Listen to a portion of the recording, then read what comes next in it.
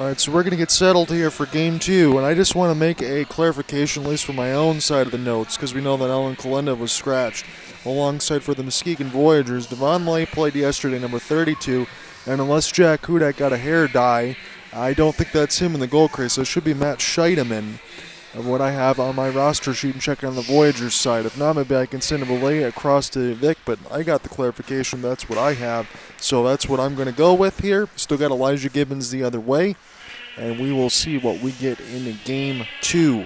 This is coming off of a 4-3 win for the Sharks. That'll come behind action after it was a 2-0 down in the mix of a couple of goals quickly, where things could have changed and alongside Christian Montgomery and Nolan LeClaire, and they did. Sharks able to come out in front just like they did in Game 1 last year in that similar style of fashion. So good old-fashioned delay here is what essentially what we've had, because it was supposed to be about a 2:15 puck drop. But this game will still go on as Joe Gibbs going to give the stick taps alongside to Elijah Gibbons. I can tell you this honestly from Matt Berger. He said not a lot of people have a number 25 on the ice. He liked that goal and ended up scoring in that shorthanded early in that third. So he's another one to watch for, and at least I can tell you this as well, for Andrew Polosha, thinks he's going to be able to play even better in this second game when he scored 2 goals and ended up getting the game winner. So that's just some of the sights and sounds. I do have a treat for you as far as when the story goes up, probably about the Tuesday side, maybe into Wednesday, depending, because it's going to be a day of recovery after this. But I got a couple of treats for interviews I get to play a little bit later as we get an immediate stoppage. And the reason we're getting that is because the clock did not move. So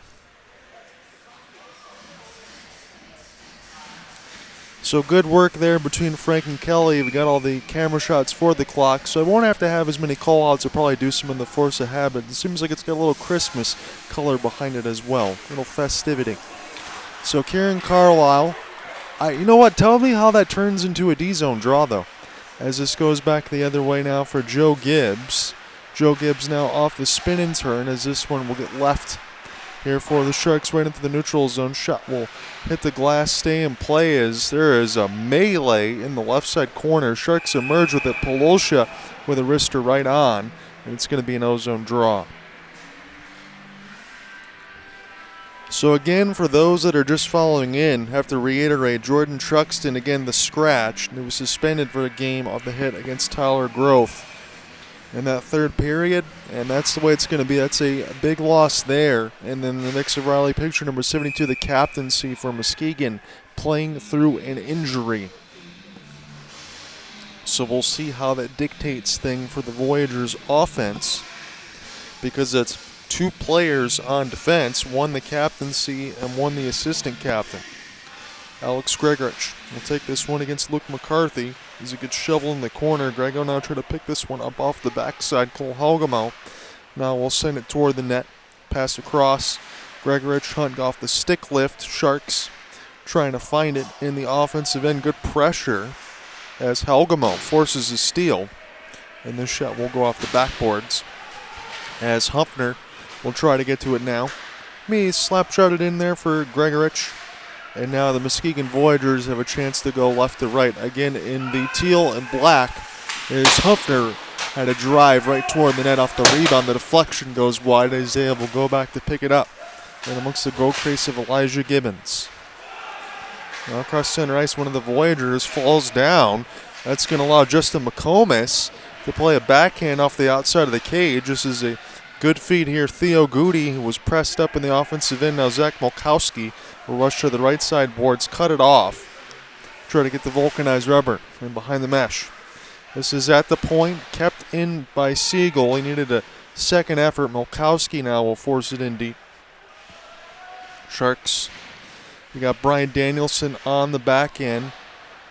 In the mix a few more times as here's a wrister. This will be closed 5-hole. Josh Hill, the new entrant into game 2, as that left corner toward the dot is really getting a lot of action within the first couple of minutes. Already a couple of double hits. Muskegon try to find the entry now as it's picked up by Joe DeFay. Again, DeFay will be the recipient there for Truxton, who was out. So number 5 will be the ad for Muskegon. About 17:45 left to go in this first. Milkowski gets hit in toward the legs as he got that puck in, and the Sharks in the Miss for Burgers squad will go ahead and take a change as Zach Dance's squad is down 1-0 in this series, although we're still scoreless here in Game 2 early. Sharks will try to go right to left. They're in their road whites at the Lakeshore Sports Center. This will be off the stick taps. Josh Hill try to play it out of the air now. Polosha. This one gets turned over. There was a lot of frantic action as Keppel now and off the drive. Had a pretty good effort last night with a couple of points. Right toward the left wing. It's going to force the Voyagers to dump this one in. A lot of pressure at the line. That's what the Sharks have been able to feature in Game 1. We'll see if they can do a lot of that same stuff and stop plays before they even start. That's the goal. Entry Kieran Carlisle, I believe, was offsides.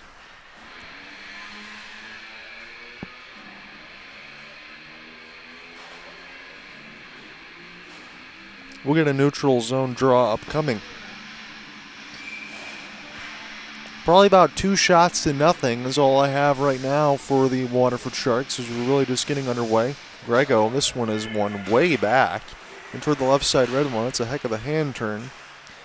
And now an opportunity for the Muskegon Voyagers toward the left side wall. Sharks come together, brace for a hit. It's been a physical period so far, and we're just getting going. It'll be sent in from about 50 feet. And off the backboards now, Muskegon Voyagers stuck in their own end as Cole Hogamo was the lone forechecker. Going to force them to start the length of 200 feet, and Hogamo's stick really pressing the breakout here for Muskegon now toward the right wing off the spin and turn. Here's Jeremy Joyce. He gets bunched up against the wall by Theo Goody. Sharks already near the change. They'll do so as the vulcanized rubber is right at that point. Go ahead and race for it now is Josh Hill. He tried to get a stick into the corner, but Muskegon eludes the pressure now. This is picked up right at center ice. A couple of Sharks almost collide with each other in the mix of McComas and Hill, but they'll stay on their feet, and this is sent back in behind Muskegon's net again. I mentioned in Game 1 a little bit of those long breakouts, if they can find a way to get that pass going, but it seems that it's been completely cut off here from Game 1 and so far into Game 2. We still got a long way to go there, but just something to read as Andrew Taylor will go right to Gibbons. It's behind him, and they score! He couldn't feel the puck behind the legs, and the Muskegon Voyagers get about as easy a goal you can get. A little happy birthday. 15:33. Are they going to see what they're going to do here? As the referees will converse. 1-0 should be the score. That's what we will get. So Luke McCarthy going to get an unassisted goal at 15:33. And we will get a whistle.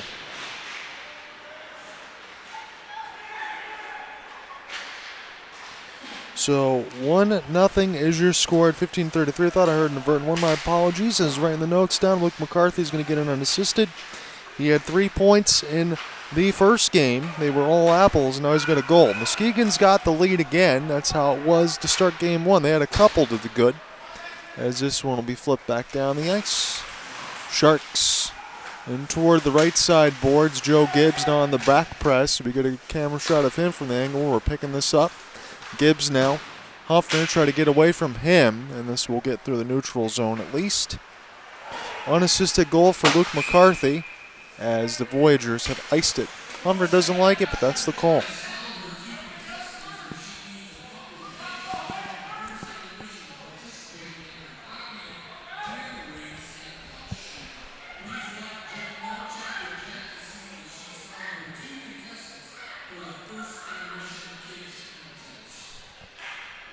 Being O-zone draw, Gregorich going to get set to take it.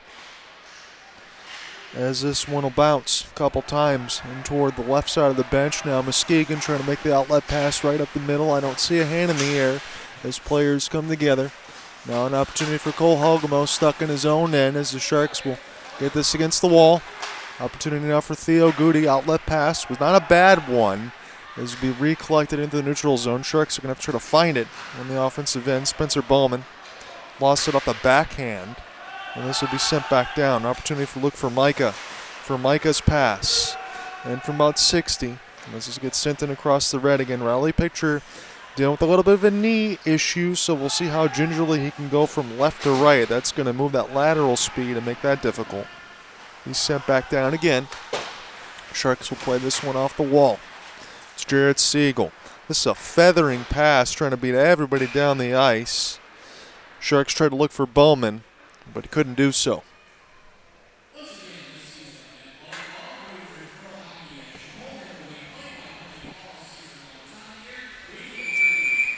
Still feel like the chess checkers type matchup is going on right now. What I mean by that is there's not a lot of space on the ice between these two, trying to look for those quick breakouts as the Sharks just did.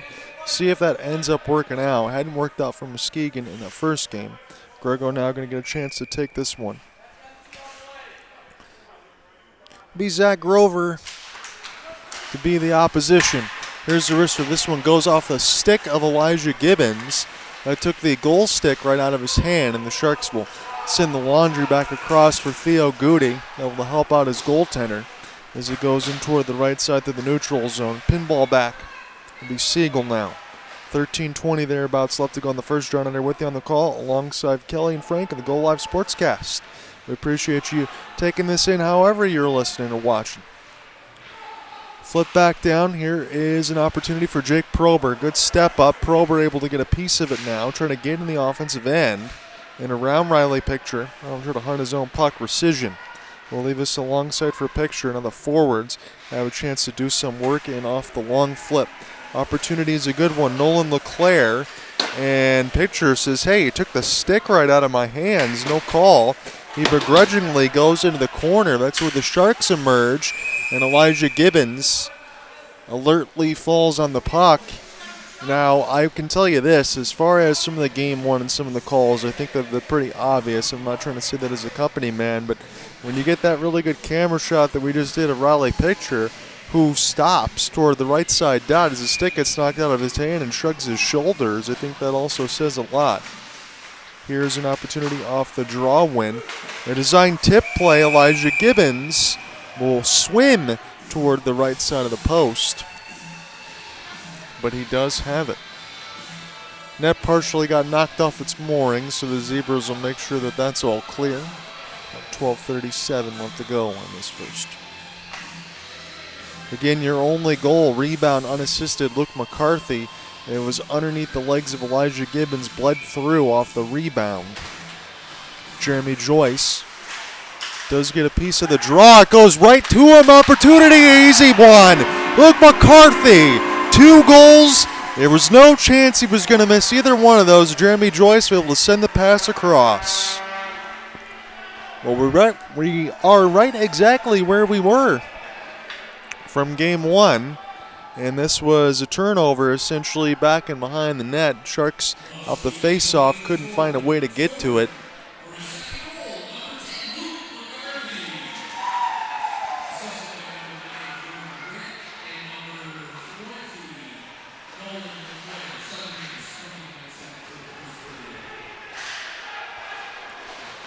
So Luke McCarthy gets 2 goals. Jeremy Joyce should get a primary. Again, the PA system a little bit on the side for Muskegon. I'll have to look as far as MIHL hockey shift for anything else I do miss, or I can look on the Muskegon site once this period is done.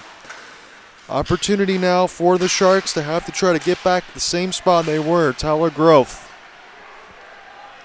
Find an entry now for Gregorich. Here's a feed, and oh my goodness, Spencer Bowman got some air. And now we get some big pushing and shoving. The goal crease in a late punch. You know, Spencer Bowman is an ornery man. He's got every right to be. And I think he's going to say he's had enough. And I wouldn't be surprised if there is something to be talked about, you know, after this game is done. Because Bowman's now having some words. And now he's pointing down. The refs already don't like some of the stuff before with Spencer. He's having a serious conversation. And alongside for Joe DeWitt. There was some finger pointing. I don't know if this is the right age group, but do you remember Hacksaw Jim Duggan of the WWE? Because that's what Spencer Bowman's got going on right now with the point there. And That looked like it was serious business because Bowman got some air. It was Shark Week, and that's what it is in the Jersey side. So we'll see what comes of it.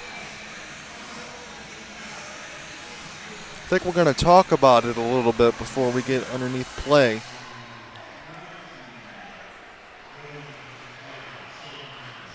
I can tell you, I don't think I've seen a collision like that. I mean, we've seen some hits and some fights and stuff like that, but there are some extracurriculars I think that's already taken place, and that one will certainly be talked about.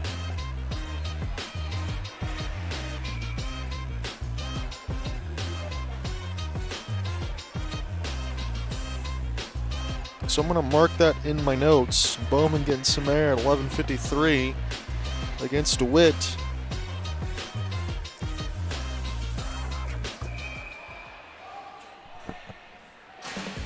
So we're going to go ahead and look at this again as we get a chance.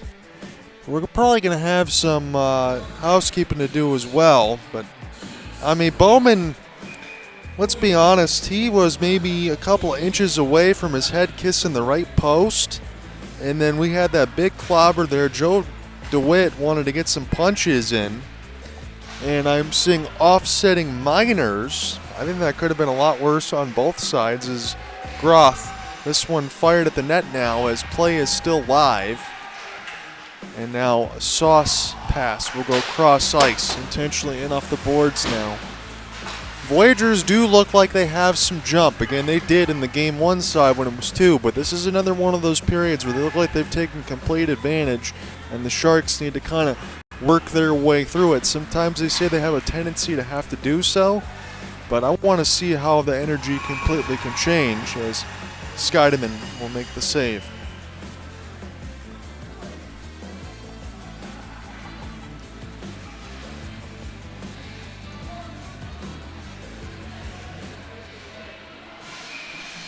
So we got about offsetting a little bit more of a minute 21 as DeWitt and Bowman sit in the box.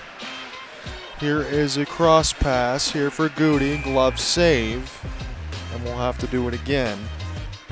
So a couple face-off wins and some shots. I think the horn also signifies the media timeout, so I think that's going to let me step aside.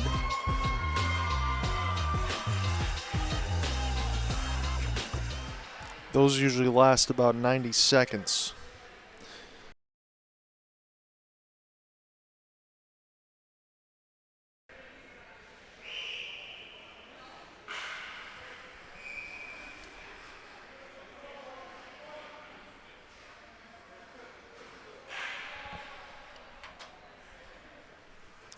So Kieran Carlisle will take this off the top end. A little bit too strong, and Theo Goody have to stick this one aside here. Look for Micah. Kieran Carlisle now try to find the entry off the race. It'll be a spin now for Joe DeFay as Muskegon will try to look to go left to right here for the rest of this first period. There's an opportunity off of an odd-man rush. Big save for Elijah Gibbons. I don't know if he would have been able to track the puck. Huffner now trying to locate his Polosha. Flip this back now for Kieran Carlisle. It's Theo Goody trying to find a way out of their own as Kieran Carlisle got through the foot soldiers. This is Theo Goody now in across the blue line side, at least, and through neutral. Get a chance to start again. Stick Chop will take this puck in the bench.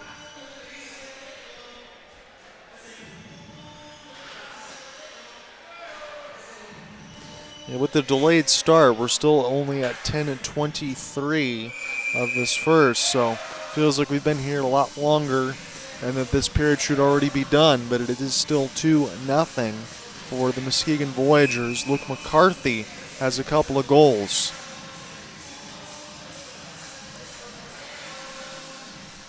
Grego going to take this one against Andrew Taylor, and off the tie-up now it's Joseph Gibbs. Able to send this pass across. Find the entry now in off the backhand, and Gibbs, thankfully he didn't take a face first into the benches because that one certainly would have hurt. He had to brace for contact, getting the puck into the zone. Grego as this gets sent off the end around, and the Muskegon Voyagers will try to drop this toward the left side wing. Back into the Sharks end though. Here's a long flip taken away and now put right up the gutter. At least it should have been. The Sharks will instead look into the corner. Will have to brace away from some contact. Now toward the right side of the wing. Sharks will go back on their own end here for Joseph Gibbs and send this feed for Siegel. So you got Siegel and Gibbs on the DN right now. Gibbs, long outstretched pass from about 70, and that bounces off a bunch of sticks, so it won't be iced. Still 2-0 to the good for the Muskegon Voyagers. A couple Luke McCarthy goals as one of the Sharks went for a big hit and missed, and offsides. A little bit too much of a step there was Andrew Taylor.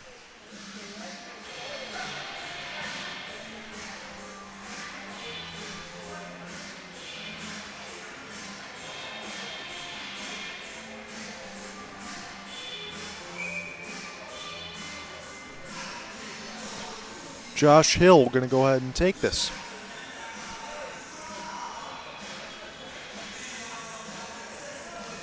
Got Brian Danielson out there to back him up, alongside with Zach Milkowski.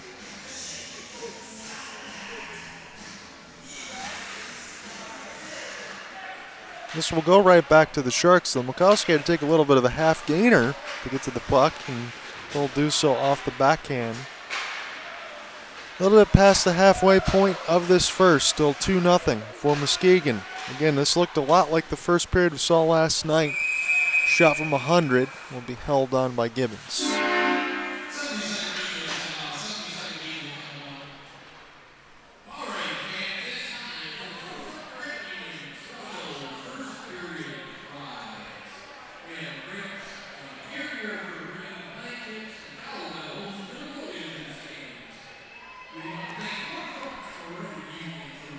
So on this camera shot, just point out in particular, I do see some words in alongside for Berger, but that looked like a player's perspective meeting of what they're seeing and what they want to do.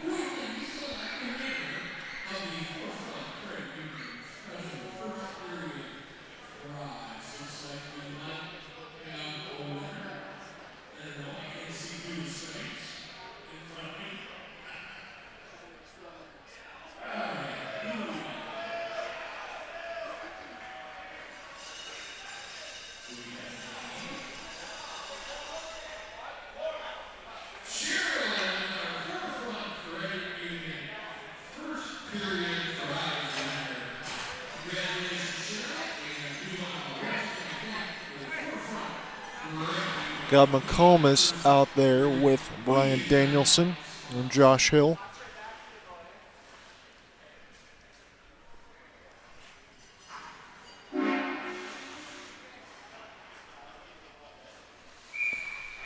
Zach Grover going to go ahead and take the draw for Muskegon.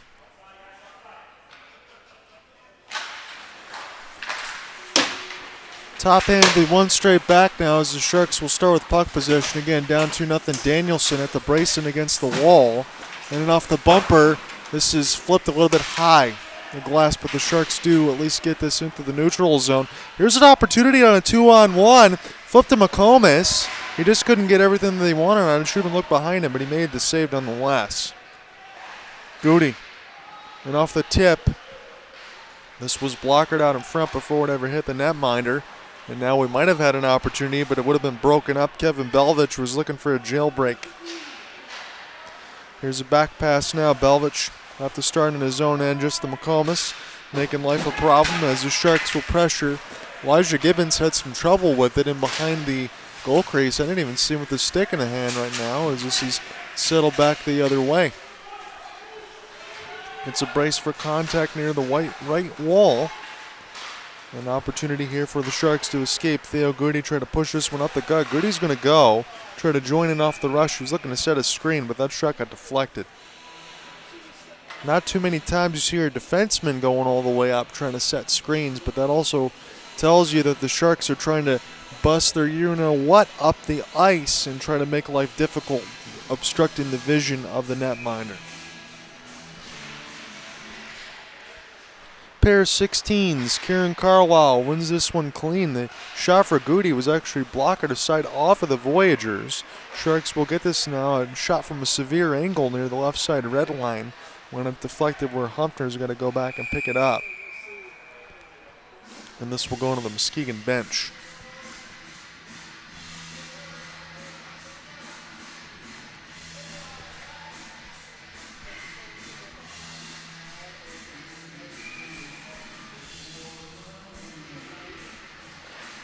Kieran.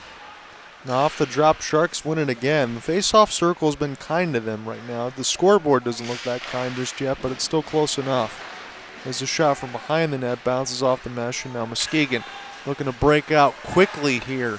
And with speed, Humpner as the Sharks. Humpner finishes his hit. He was still rolling through the bowling pins just to try to get the puck down the ice. He did a pretty excellent job, all things considered. And this will be settled back down now for Theo Goody. Have to play this one off the wall. He's just trying to stay in front so Elijah Gibbons doesn't have to do that much work. Formica gets the steal. Now Polosha able to get this one ahead. Formica on the off wing. Polosha lets it go. There was a big rebound right up the gut. And an opportunity now for Muskegon. Going to get the other way for Ryan Gamber. Gamber by his lonesome. Try to cut his way to the middle. Elijah Gibbons will slow it down with the glove hand.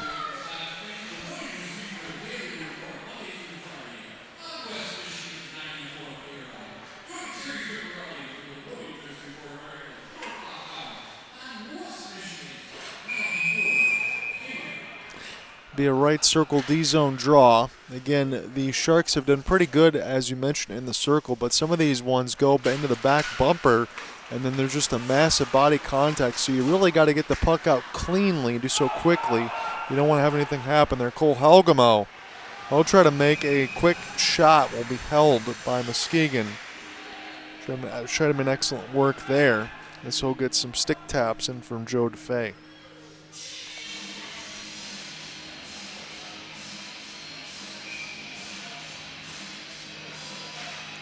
Gregorich try to turn that top hand. This will go back in the corner now. Opportunity for Sam Benner to get the puck out. He doesn't do so. Sharks keep it at the high point, look for a deflection right in front of the net. Spencer Bowman was providing the screen.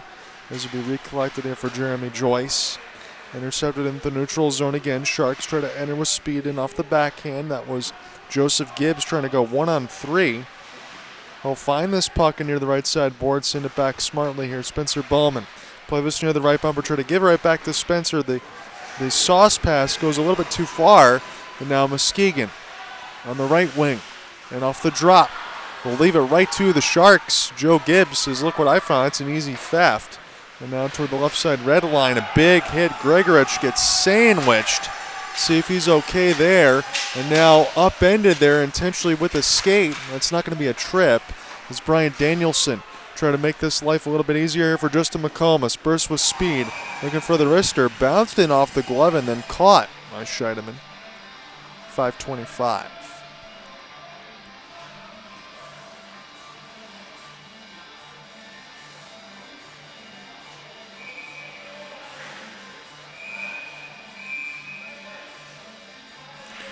Josh Hill now gets set to take the draw for the Sharks. Again, one in the high slot. Brian Danielson lets this go through traffic. It bounces off a couple of sticks. Muskegon Voyagers. Again, this is picked right off in the middle of the neutral zone. So Sharks getting a lot of steals here in this back half of this first period. See if they can amount that to turn that into something, or just at least continue it throughout the game and make the fortunes change. Because you keep doing that, you're probably going to have it work out for you. Now in between the players' benches, here emerges with Zach Grover, falling down, making a play, and I think we will finally get our first whistle. I know Elijah Gibbons does have it. Are we going to actually get any trips? I don't think so. I was thinking that we probably would before I went into Elijah Gibbons' glove hand. But I think they're just going to make sure that it has to be an absolute penalty before it's called. Just like from what we saw in between DeWitt and Spencer Bowman when they were throwing some punches. For Micah. Now off the leave. Pretty good back check here alongside for Muskegon, making life difficult there for Polosha, but he was strong enough to power off his forehand to get through two players. And a wrister. Sharks will have to play this one off the wall. For Micah's just holding that left side point in case the puck comes to him. It does. He'll shoot this one calmly through traffic, but no sight lines being obstructed. Easy save there.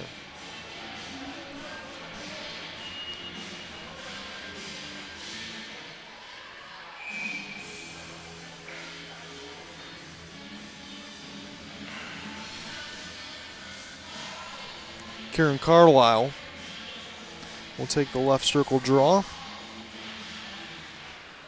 Sharks again, a bouncing puck. Trying to hunt for it now is Polosha off the pin. Hunter Keppel was in part of that camera shot. Theo Goody was the last man back, and this one is turned over, but Muskegon's going to elect to clear this one in. Not sure why. He could have just skated that if they took another half a stride. But either way, the Sharks will try to find this toward the left side. Dot Benner will send a back pass with his D-mate and get thing off cross ice. About 3:50 left to go. It's a couple of goals for Luke McCarthy. He had 3 assists yesterday, got 5 points so far in the MIHL finals. This is game 2. The Sharks lead that series in best of 5, 1-0. We'll see what we get in the second game. Still got a lot of it. Hunter Keppel from a severe angle. Didn't catch anything but boards. And this will go all the way back to the Sharks' end. Send a cross pass here for Siegel and Gibbs. Had a little bit of trouble with it, did Gibbs, but you know what? It ended up working out as you find a way and a cross off the flip in, about 3:15. Kieran Carlisle. Here's a long slap shot. Will be sent in deep of the Voyagers' defensive end. And the Sharks and the Voyagers both in the midst of a change. Here's another long feed. Polosha now trying to circle. He'll try to get inside-out positioning, but Muskegon right there. Here's a beautiful feather touch pass as this goes toward the left side. Dot. Sharks able to get this one to the neutral zone. Grego trying to cut right up the middle. He gets taken down. I wonder if he got a stick up high. It's not like Gregorich should just fall down. 2:49. I know Mama Shark's going to have to be looking on. I'm going to do so as well if we get any of these other camera shots. And off that cut, looks like Gregorich might have got clipped with a stick. He dropped his gloves and everything. Looks like he got hit in the eye. That'd be the left eye unless I'm reversing my side of the sight lines, but one of those at least for Grego. He looks fine. I don't see any blood or anything else, so that's why it's just a minor. So officially off the offsetting 4-on-4, the Sharks will get the first actual power play. It'll be DeWitt's second time in the box. So a high sticking minor against Joe DeWitt.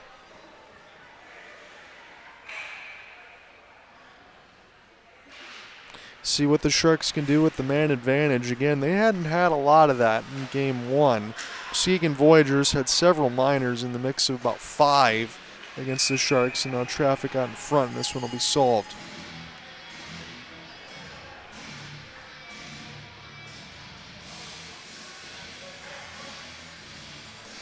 So pretty decent work there for the Sharks trying to get traffic out in front of the net and power play. Pretty standard stuff there, but it's all about energy and expenditure.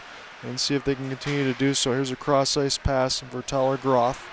His power play line numero uno's out there right now. Gibbs let it go through the seam, and again, it's right there for Scheidemann to make the save.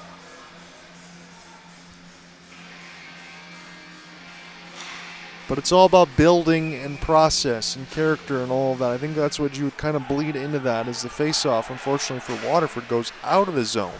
And that's going to have force them to start again. Muskegon's going to be able to burn some precious seconds as power play time. The Sharks are not used to having a power play near the end of a period. When the Voyagers had a couple of those, they had a 6-on-4, able to get some time. Nice little windmill move here. And off the backhand, that was solved by Gibbons, but that was a great move by Humpner off the step through. And now Polosha able to find the entry in. Here are the Sharks with an opportunity toward the right side boards. About 1:45 left to go in this second frame.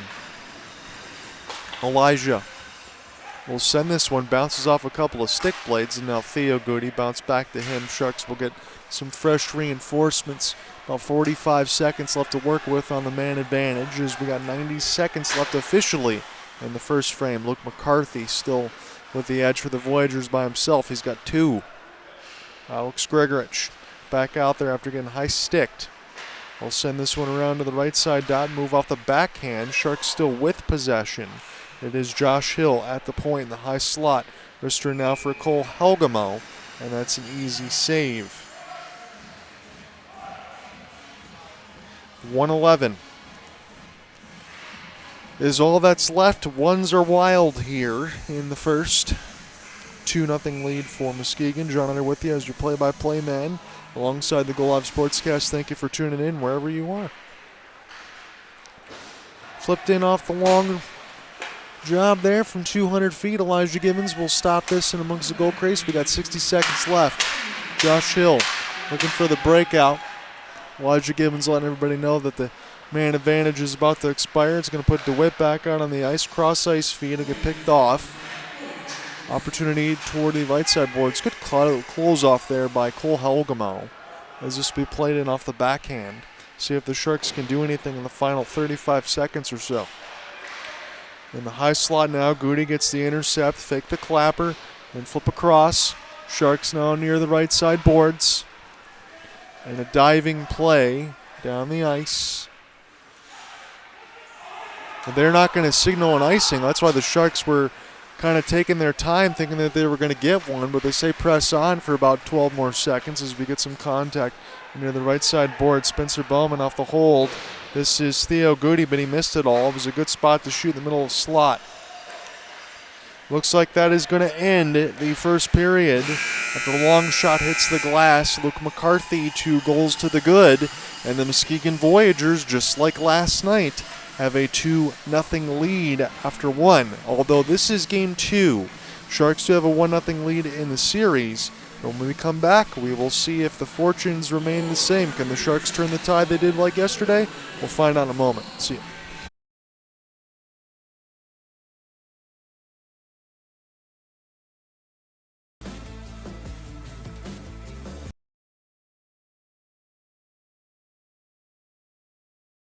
In the second period of the MIHL Finals, Luke McCarthy has a couple of goals. Again, just as it was in Game 1, it was a 2-0 lead for the Voyagers right out of the gate. It is one that bleeds past Gibbons and is set up near the slot. 15-33, one pouncing off the rebound, and one was just beautiful one-time sit up there alongside the mix of Jeremy Joyce off the 1-tee to set up there for McCarthy. Of note, I want to throw this out there too. Spencer Bowman got errors, who's knocked in the crease with Joe DeWitt. That was the big play at 11:53 in the period. DeWitt, as Bowman and him were rolling on the ice or throwing a few punches in a tussle, was DeWitt. And Bowman had a serious conversation. We had a turn and point. As Bowman now, we get the camera shot there, and alongside with the kiddies. As he had a turn and point, a little talk as far as everything else. And we were wondering what was going to get serious here, as we get some of these camera shots as well as far as from the banners. I do want to go ahead and issue a error on my end. Again, this was thrown across for Muskegon. I saw it scouring social media as I'm looking back in the goal crease now. That is indeed Jack Hudak. And the call-up, he was with the Dashers yesterday. He's playing today. I know I had Skydeman listed there, number 33. That's Hudak. So, 1,000 pardons, good sir. It's Jack Hudak in for Game 2. If I would have saw anything on the Instagram saying that he was going in and playing, obviously I would have already pinned that across. But there we are. And again, the last few games that we did see with Hudak, Sharks didn't win those games. Again, you can play a heck of a lot differently here from the first period into the second. I think that's what Matt Berger was hoping that his squad will do. And we'll see if they can play with some of that same energy that they did in that second and third period going forward. We also had those good camera shots before it started alongside Justin Applicator, just in case you never saw those banners there. The Red Wings legend. Sent back around of the end boards, and we are underway in this second period. About 19:45 is just getting started here. Again, pitcher with the knee issue and all. We're going to inside-out move toward the left side post away from Tyler Groth. Sharks will try to take this one left-right in the second period with the road whites. It is Hunter Keppel. Off the spin and turn, he lost an edge, and the Muskegon Voyagers will be able to send this one in off the glass. Sharks now trying to hunt now. Excellent work for Kieran Carlisle as this one stormed right across the goal mouth, but Luke Recision able to get a stick to it. Now flipped in toward the right side. This is Theo Goody. Knocked away for a moment away from Nolan LeClaire. Again, the score bug on the side, that has definitely been changed. We got 19 minutes officially in the second. as this one's flipped now for Spencer Bowman. Now Nolan LeClaire gets a piece of it. Carlisle will send this one cross ice. Sharks look to get acclimated. Hudak now will watch in behind his net as this is a lead for Cole Hogemo. Spencer Bowman off the shovel, and Isaiah Humpner gets a pickpocket. Another one of the Voyagers this time goes down, and we just zambonied everything on the ice surface, so hopefully everything will get okay down there. And not okay for the Sharks, as it's from a severe angle.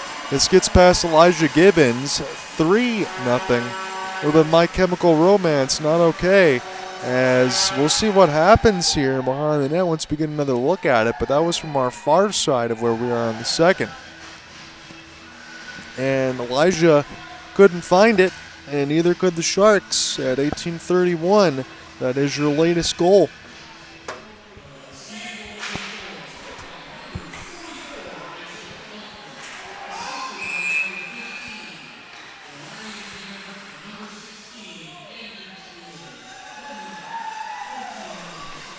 So it's going to be Jeremy Joyce from Huffner's goal and Andrew Taylor.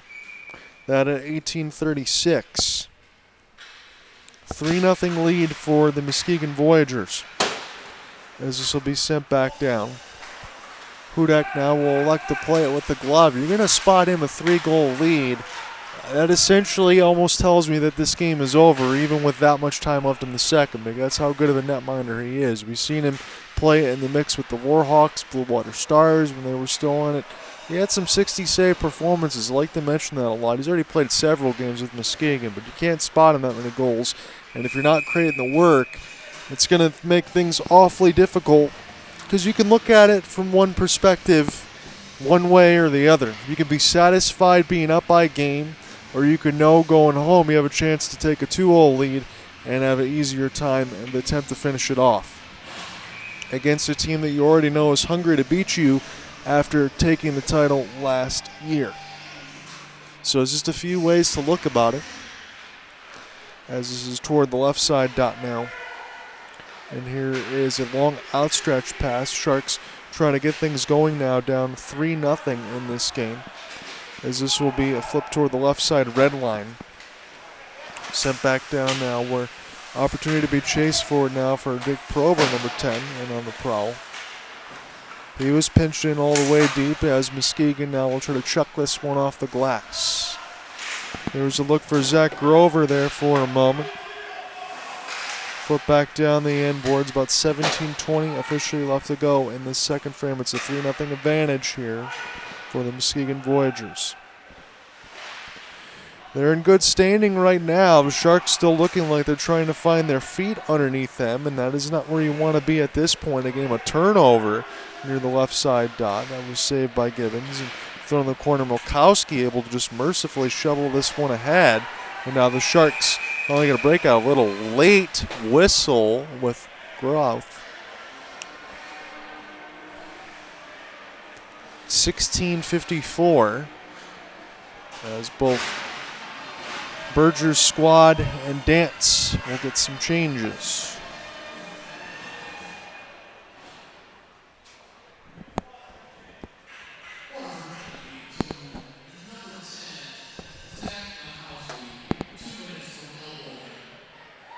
So Zach Milkowski gets busted for an elbow, and off of that latest clear, that's at 16:54. Opportunity now for Zach Grover and off the draw. So it's the second power play opportunity of this game. One for the Voyagers now and one for the Sharks in the first frame toward the end of it. Flip back down. And now this is an opportunity here for the Voyagers to go right to left. Settle this one off the touch pass for Christian Montgomery. Sharks will hold the line, and that will be enough to knock the play out of the zone. So 16:27 left to go in this middle frame.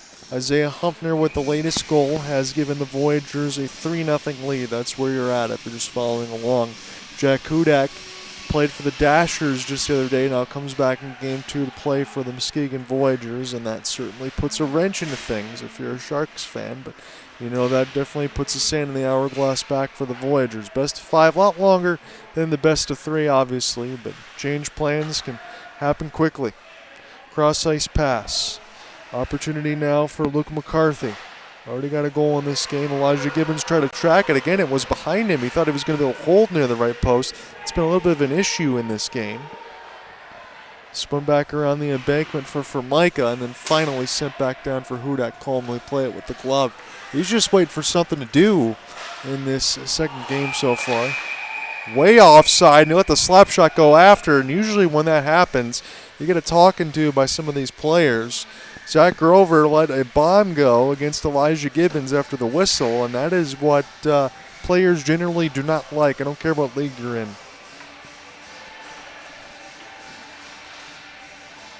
Those are just the unwritten rules of the game. So Mulkowski has what he hopes is another 50 seconds in the box as we get a neutral zone draw. Need one straight back now for Muskegon. Look to be able to start this again for Ryan Gramber. Gramber now sent a cross-ice pass. He'll be deflected for a moment. Picked up here with Jeremy Joyce. He's taken down. And Elijah Gibbons has the puck underneath his glove hand. So now officially on my camera shot, I can tell you I already had the clarification in the second, but now I can see it clearly. That is Hudak's shining face in behind the goal mask. I imagine he's going to be exhausted from making the trip nonetheless. This will be an opportunity here for Muskegon. And off the bumper, good touch up there with the stick for Zach Grover. Now in toward the right side boards. Off the pin and turn now is Joe Gibbs trying to find it. This will be a cross-ice feed toward the right side dot. Muskegon lets this go in through the traffic. And flip back down now calmly. Here for Hudak, he's got to get away from some of the trees. Groth gets the steal and trying to find Pawulsha the other way, who's been really hot in the playoff side of it. Again, he got the game-winning goal, got a couple last night as the Sharks took the lead in the best of 5. But Muskegon can change that just as quickly, about another hour's time. Kieran Carlisle got knocked away from him. Sharks trying to find something to feel good about here. There's a Brace Siegel as the ref signified that everything else is onside. Here's a chance toward the right side, hits the glass just above the glove hand of Hudak. Andrew Pawulsha now can't find it. Circle back the other way, drop from Kevin Belvich toward the right side dot. Players come together and behind the net of Elijah Gibbons, who's swimming in the goal crease. Here's a wrister, catches everything with the glass. Riley Picture gets it back up down to the left side dot. Little shimmy. He'll flip this one to the right. And now a shot just misses the right post. Send back around now for the Sharks, who look to finally break out. Assistant captaincy's got it there, Pawulsha. This will get stick lifted away from him. And now Kieran Carlisle. Sweet move. Extra rebound, and what a disgusting goal. Kieran Carlisle, do it yourself, my friend. Number 16 with a magic act, Kieran Carlisle. Again, those guys are used to that. Big-time players make big-time plays, and that is exactly what we got. Man, oh man, that was about as good as it gets. Jack Hudak can't do much more. When you get Kieran Carlisle addressing 3 defenders, that's kind of how it gets the play started.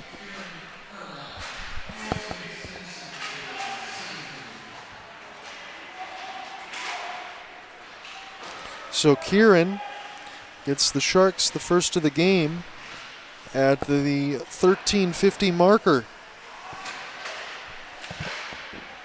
As we get some camera shots of Hudak now behind us, Elijah Gibbons will go ahead and hold. That's an all-important save here right after you score a goal, and it's going to have to continue to be for a little bit more.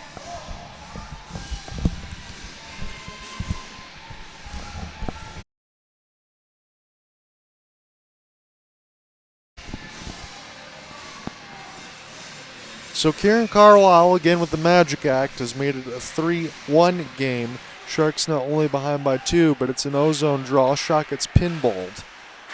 Opportunity now near the left side blue line. It'll be touched up again.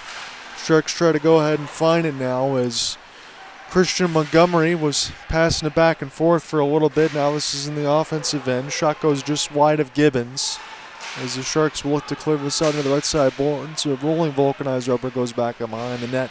Sharks will send this off the cross ice pass. Good pin against the wall now by Muskegon.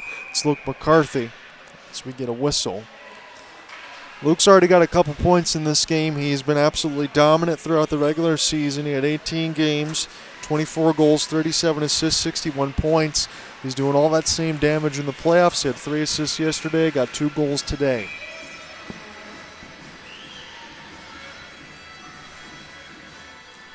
Jeremy Joyce gets set to take the ozone draw. Here's a shot, be solved by the defense. Bounce back into the neutral zone now where Muskegon looks to try to take possession. Waterford trying to get a couple of sticks into the neutral. Send it back now here for Benner. Pinned against the board, so he'll get it right back to him. Opportunity now for Joe DeFay. DeFay loses it to Cole Helgamo. They had some traffic in front alongside with Alex Gregorich, but some stick handle knock it away. Benner goes for a safer pass, and there wasn't enough velocity on it, and that forced Muskegon to go off sides. 12:26 left to go in this middle frame.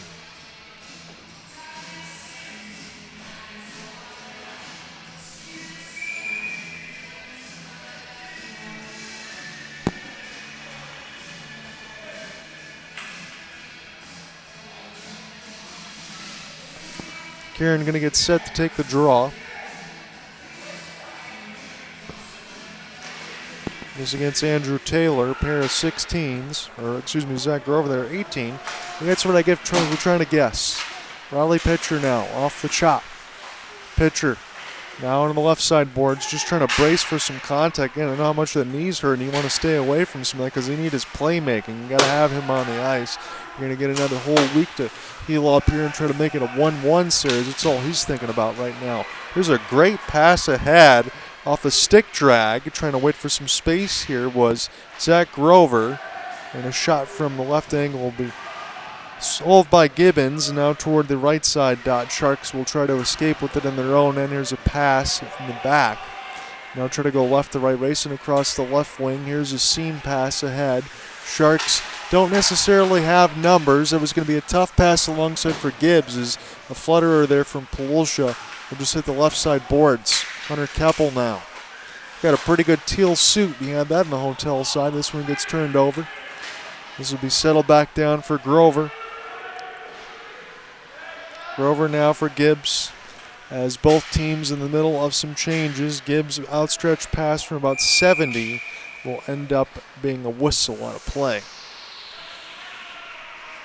11-12 officially left to go in the second. We're almost halfway through this one.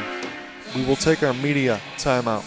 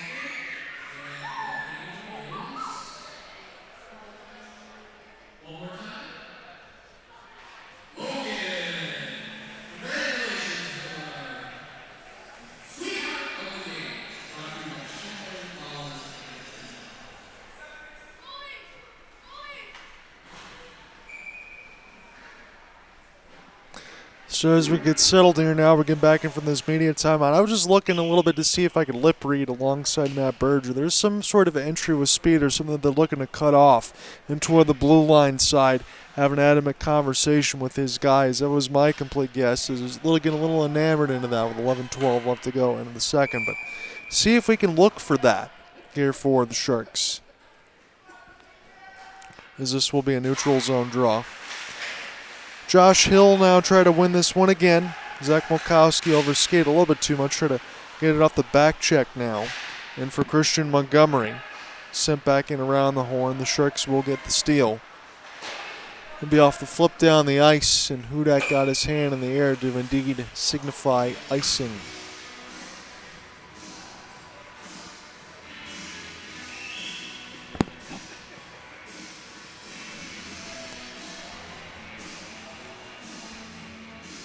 .10:53 left to go in this second frame. It's been a goal apiece. Isaiah Humpner for Muskegon and Kieran Carlisle. A little bit of a 3-on-1 dipsy doodle. Gets his own rebound. Puts it past Hudak toward the right side post. And that is where we sit. Again, the Sharks do have a game advantage here in the MIHL Finals Game 2. But Voyagers can split at home. Again, that's the least of what you want to do on the other side as well. And then either way, either team has an opportunity to win it at Lakeland Ice Arena next week, if that is indeed the case. Played it off the back skate now. Sharks will watch this one bounce into the players' bench, looking for Mulkowski on the opposite side of the ice.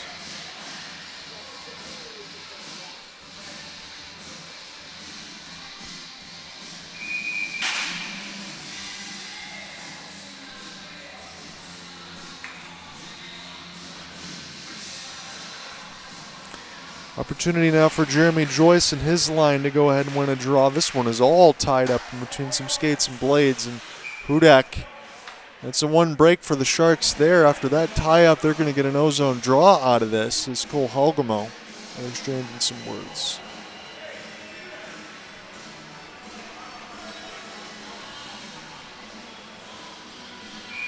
Keep this one going again with Jeremy Joyce.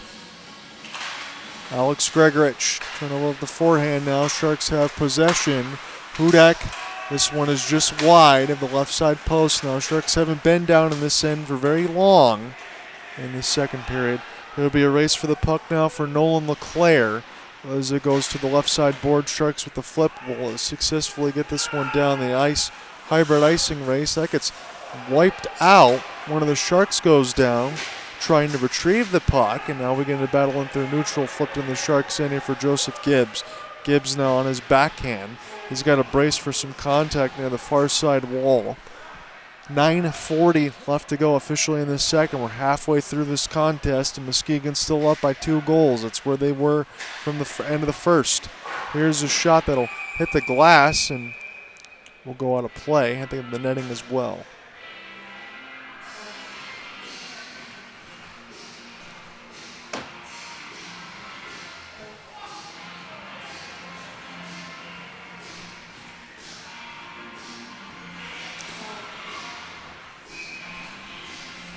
We've got the Riley pitcher line on the back end, alongside for Kevin Belvich.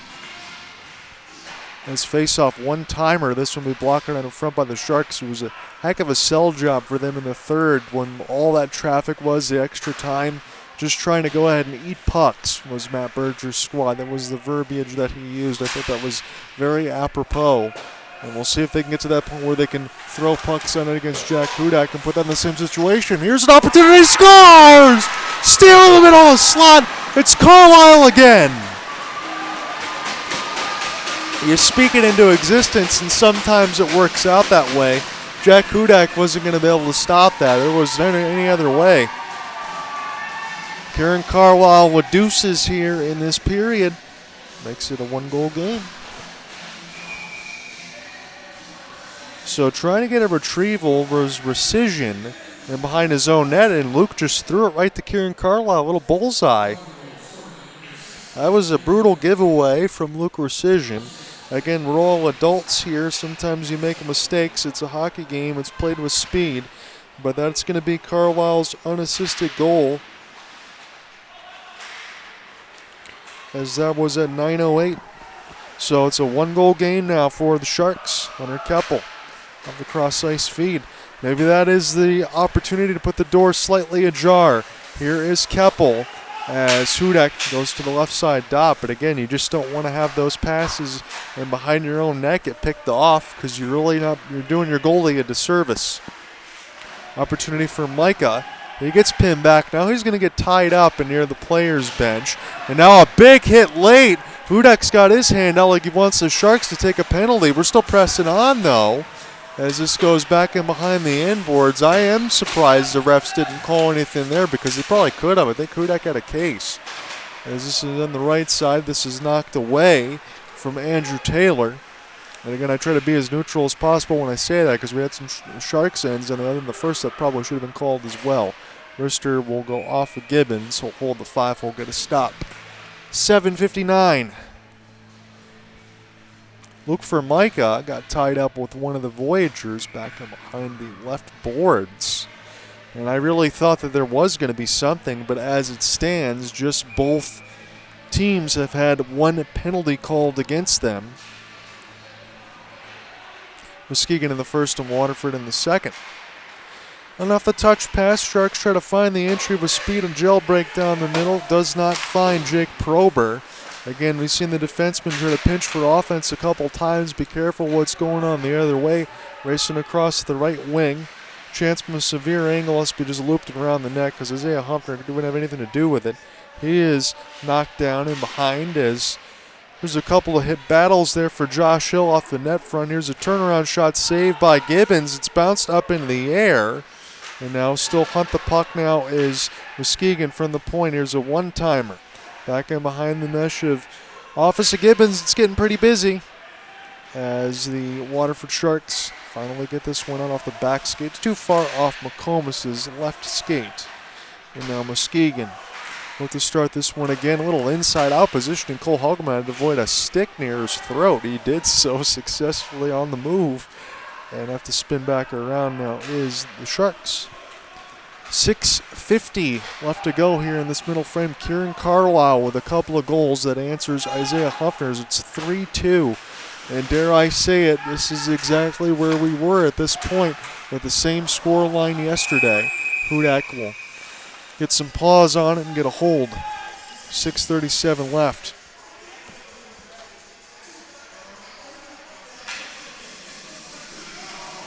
Luke Rescision and behind his own net at 9:08. That's what gave Kieran Carlisle. He didn't roof it. He just shot at 5 hole. Little bottom right post against Hudak. And I just caught him by surprise, and how couldn't it have?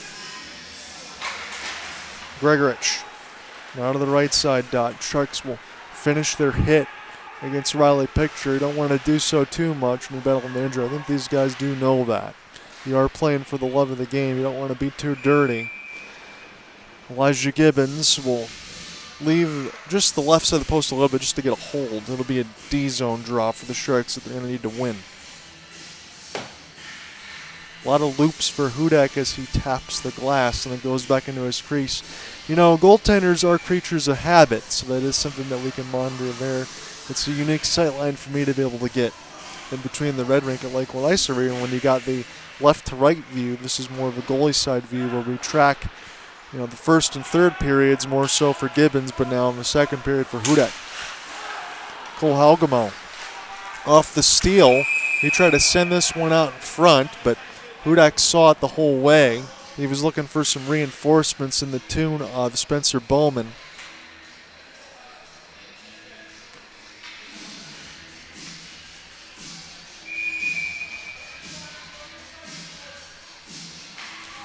So Tyler Groth's line's out there right now. Gregorich trying to get another draw. This one tied up nicely there for Muskegon, and shot will hit some sticks. Will stay right here, maybe near the same dot as well. Right dot seems to be popular. 6:05 left to go in the middle frame. John Under with you alongside the Goal Live Sportscast. Frank Kelly, thank you for tuning in wherever you're watching. It's another one of these one-goal games. A lot of intrigue. Chancing through the traffic again will hit the netting. So now we're not just getting whistles to get whistles. We're getting whistles because it's actually going on a play.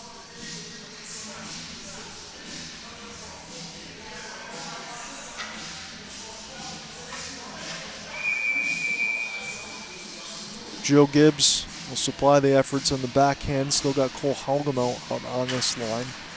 Spencer Bowman out there with them. This will be 3 straight draws. This one's actually one right to Hudak. And he'll have to do it again. Gregorich with a little smile on his face here. You know, honestly, that almost works as an extended timeout there for the Sharks and the Voyagers here to get a break. Sharks do get some draw. I mean, they really have fresh troops to cycle this puck or get something quick off the play if they can. Kieran Carlisle already out there. Here's Polosha trying to find this one in between some blades. Here's a lead now for Kieran. Kieran and Polosha are absolutely dangerous. Here's a shot to the traffic. Scores! 2 things I was able to speak in existence of the broadcast. You win those multiple chances off the draw. You get their fresh troops back out there. You do it again. And a mix of Kieran Carlisle and Polosha, they are just doing damage. And now it's a 3-3 game. Again, you're looking at the previous goal score, which is beautiful there for Kieran Carlisle. He's got his own highlight reel. But at 5:44, net front presence, Hudak couldn't track it.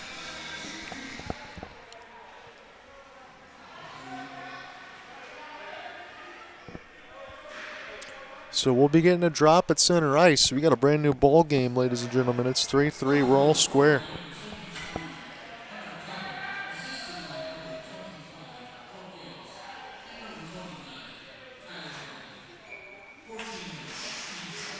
So Hunter Keppel going to go ahead and get the goal.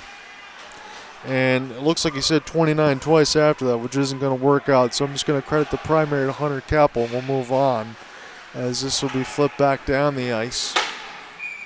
They've blown dead against the Sharks. So Hunter Keppel, there's a heavy traffic out in front of the net. So 5:27 is where we get our stoppage. And a little deja vu, anyone, from following it from game 1 to game 2. This really feels like the same game. A little falling in reverse. I know it's not a popular band, but that is where we are in this one right now. Sharks have found their legs because they were really working with the maybe C- game. I think that would probably be kind, according to Matt Berger. That's not me being hyperbolic either. As this is picked up toward the left side blue line. Opportunity here to emerge for the Sharks. Take a long shot. Wow, that one beat Gibbons from way downtown. Little NBA Jim. Was that Kevin Belvich? Let that one go? Elijah Gibbons really has got to have that one. He did not. That is crazy to see that one go from the left side blue line. No sort of traffic, no sort of anything else. Just a gigantic goal for Muskegon that probably never should have materialized. This is a shot, a slapper, which is a good one, but it goes right behind Gibbons and goes high. It is Kevin Belvich, so my eyes did not deceive me, but holy cow, that was from super deep. So 5:10, this is Belvich's goal, and Muskegon's back out in front 4-3. Get back into play-by-play in a moment. Just want to make sure I get those timestamps into the notes. Now on the backhand now, picked up here for Probers. This one at the right side boards. Sharks, no stranger to scoring goals, and here's another opportunity for Siegel. This one held by Hudak. Hudak's got another breath of life. Again, 2 of those goals not really on him. One of those was traffic, and one of those was just a brutal giveaway. But Elijah Gibbons knows he's got to have that one, no matter how good of a shot that is. From Kevin Belvich, you just have to have it. Now in toward the right side, try to work again, and another face-off here for Hudak and the Voyagers. 4:27 officially left to go here in this second.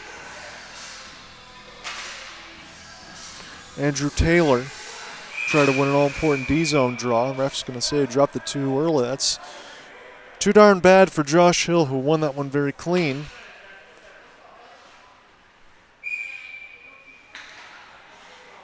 So Zach Mulkowski gets to the battle, and they're just going to take 2 new combatants from a dot. Don't normally see that very often. It was just the timing of the draws in between both players, so they kick them both out. But here we're underway now, and another whistle. This one I can't tell you what for. 4:19 left to go in the second.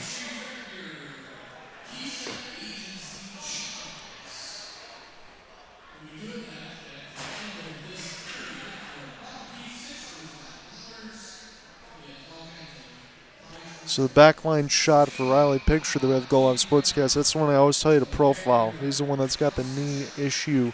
As far as that lateral movement, that's what you have to watch. He's definitely battling through something right now, but his team definitely needs him. Again, Jack Hudak got the call up. He did not play game one. He's playing game two. His team needs him as well. Right now, the Voyagers have a 4-3 lead. In behind the net, Spencer Bowman tried to flip that one from behind the mesh onto the air. That would have been some sick hand-eye coordination. Big hit there for Gregorich. He checks in alongside for Pitcher is the one that pops back up, and he's skating very gingerly. They're just trying to win the puck there, but they knew that's something to look at. Not trying to do it intentionally, but you are trying to win some battles. And now Bowman does throw one, and now maybe it is starting to be a little intentional as this goes toward the right side boards. Spun back around now, and the Voyagers return the favor with some contact. Sharks just trying to find it. Here emerges Hill for the moment, as there's all sort of battles there. I see Isaiah Hunter, this one kept in at the point. Shot will go in off the backboard. Spencer Bowman now tried to step through off a one-handed tuck just to keep possession. And now Grego going to try to help him find it near the right side boards. 3:05 left to go in the second. Gregorich send this cross-ice pass. Here comes the intentionally wide slapper. Bowman trying to tuck it behind him. He just didn't have enough time. That would have been an automatic goal if he could have done so with speed, but how extraordinarily difficult that is to tuck the puck on your stick blade while on the move. Backhanded pass is beautiful. Take a hit to make a play. That brings the Voyagers crowd to their feet, but the job's not done. Sharks, traffic out in front. This one goes off the bodies. As Kieran Carlisle now will try to race for it the other way for Luke McCarthy, who opened the scoring in the first with a pair. 2:20 left to go in the middle frame. D-to-D pass. Sharks toward the left side dot off the stick lift. Spin and turn. Polosha trying to keep those strong hands alive and behind the net just to hold on to this puck, but he can't do so. Settle back around now for Nolan LeClaire, helps get it the other way. Kieran Carlisle gets a steal on his own end. Carlisle will step through nicely here off the backhand. Sharks, beautiful move to get in the zone. A couple of backhands. It's Polosha turning on his dancing shoes. Leaves for Kieran Carlisle in between the slot. Now they have to try to hunt for it again as Polosha sent back down for Theo Goody. 1:40 officially left to go in the second. It's a one-goal game yet again. In the mix of Kevin Belvich from a clapper from just inside that blue line that beat Gibbons. Just blew past his head above the crossbar. Flipped in toward the left side board. Zach Molkowski, he gets hit. I think a penalty is going to be called against the Muskegon Voyagers. I think he got taken down off the trip, I think, as the signify. I think I saw that one clear as day from where we are. So that should be what the call is. I apologize if I bend a little head, but yeah, that's a tripping signify that we get. You got to be careful near the end boards there because you don't want your head to hit the glass. So Belvich, the man who scored the latest goal, is the man that's going to sit in the box to allow us some chains for Kevin Belvich. Kieran Carlisle already got a couple in this game. Wouldn't surprise me if he gets his third even right now. I'm not going to say I'm calling here with a minute 20, but certainly feel like the Sharks could get another one quickly. And they're motivated to do so because you got everything on the line to win a home and have two chances. Here's the opportunity for Gibbs, deflected into the netting. But to see what the Sharks are immediately trying to do on their power play. This is no frills. Get to the net, make sure Hudak can't see anything.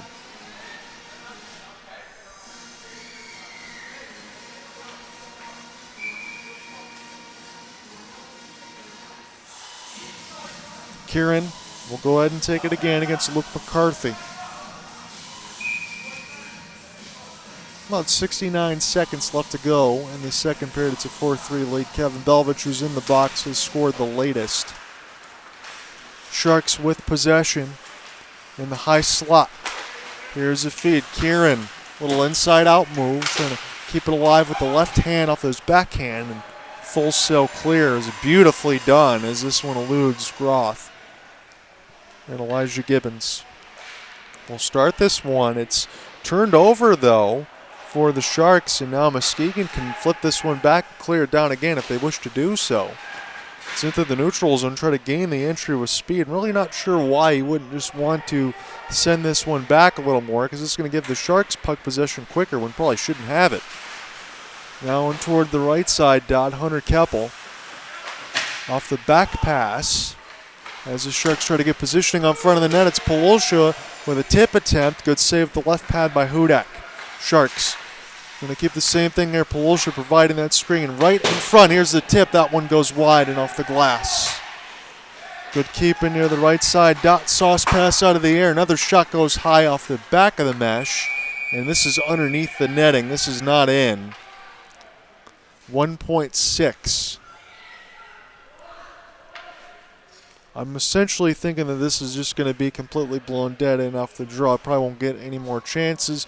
Sometimes you have a tendency to speak too soon, but the Sharks will have power play carryover time should nothing happen here in the final, about 1.5.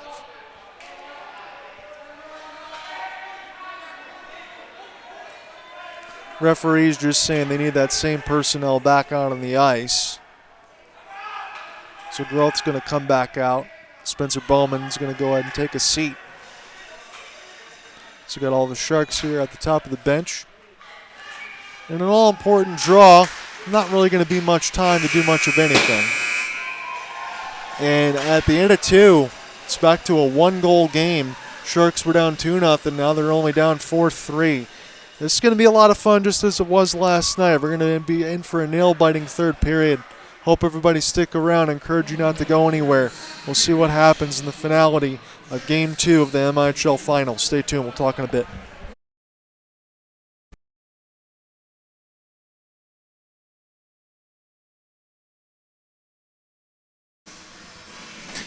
All right, we're going to get settled here for the start of the third period. There was a lot to talk about in that second, so I'm going to brief you here. In the latest, it's a 4-3 lead for the Muskegon Voyagers. Goals for the Voyagers in that period from Isaiah Hubner and Kevin Belvich. Belvich with a slapper just inside the blue line. Kieran Carlisle did score twice for the Sharks. 3-on-1, skated through the defense in a nasty finish, and a forehand celly off a Luke Precision turnover. He turned it over right near the left side red line. They end up with a 5-hole wrister that went past to Jack Hudak. Hunter Keppel scored off a seeing eye wrister to still make it 4-3, so Muskegon's still in the lead, but that was a much better effort from Waterford in the latest set of 20 minutes. And I put this in my notes as far as the Facebook post. Again, the story and everything else is going to go out usually between Tuesday and Wednesday because I'm going to take some time to get some rest after long travel. But can repeat fireworks be in the works? And maybe that is what we'll see because it was a much better second period, just like it was last night. Again, the first period, it was 2-0, just like it was in this one. So, Sharks come a little bit closer. Again, shots on goal can tell you much of the same, although not in the second frame, as Muskegon had a 13-7 lead. That's when the Sharks did most of their damage. It was 18-11 shots on goal in the first for Waterford, so totality, Sharks have that edge ever slightly, 25-24. And again, with the one-shot difference, that's also a one-goal difference. The Voyagers still have one of the good as it's 4-3, and we get settled for a third period as the Sharks come out on the ice. That's not to say we couldn't have extra time here, all things considered. Kind of had that feeling last night as well. A lot of parallels in between, like what I mentioned last year, making the trip over here to Muskegon for the first time. Now this time alongside the Go Live Sportscast between Kelly and Frank. My name's John Ott, your play-by-play man. I'm humbly appreciative of everyone joining in and listening in throughout this broadcast because we have another good one on our hands. And at some point you say it's a shame that it's only a best of 5, but as it was a 4-team league, these two teams in the regular season meet 8 times. Muskegon had a 5-3 advantage on that, so as far as the regular season series, but playoffs and regular season is a completely different animal. So the Sharks make their way now to the benches, get their stretchers in, same thing, get the nets all squared away. Matt Berger just walked across from us from the camera side. He's always got that clipboard and everything else in hand of the things that you want to diagram coming out of the intermission as we get set to change ends, and Elijah Gibbons doing his sprints as well.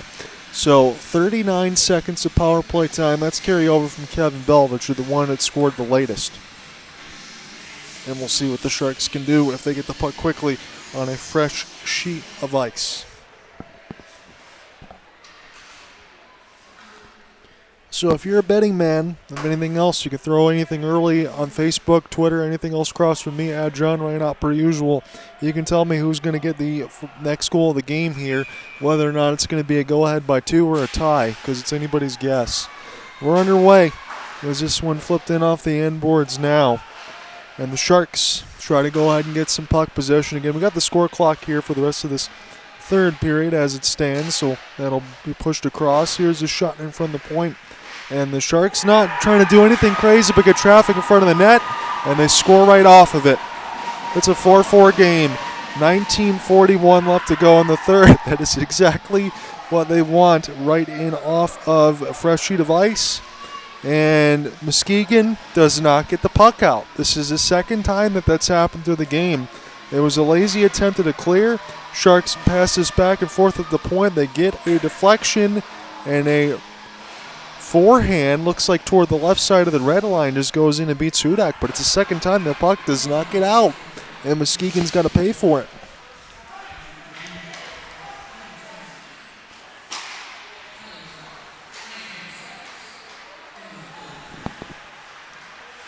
So 1941, that's the latest goal. We didn't even get a goal announcement as far as the numbers, but it is tied. Cole Hogemo now with the wrister will go up in the glove hand save for Hudak.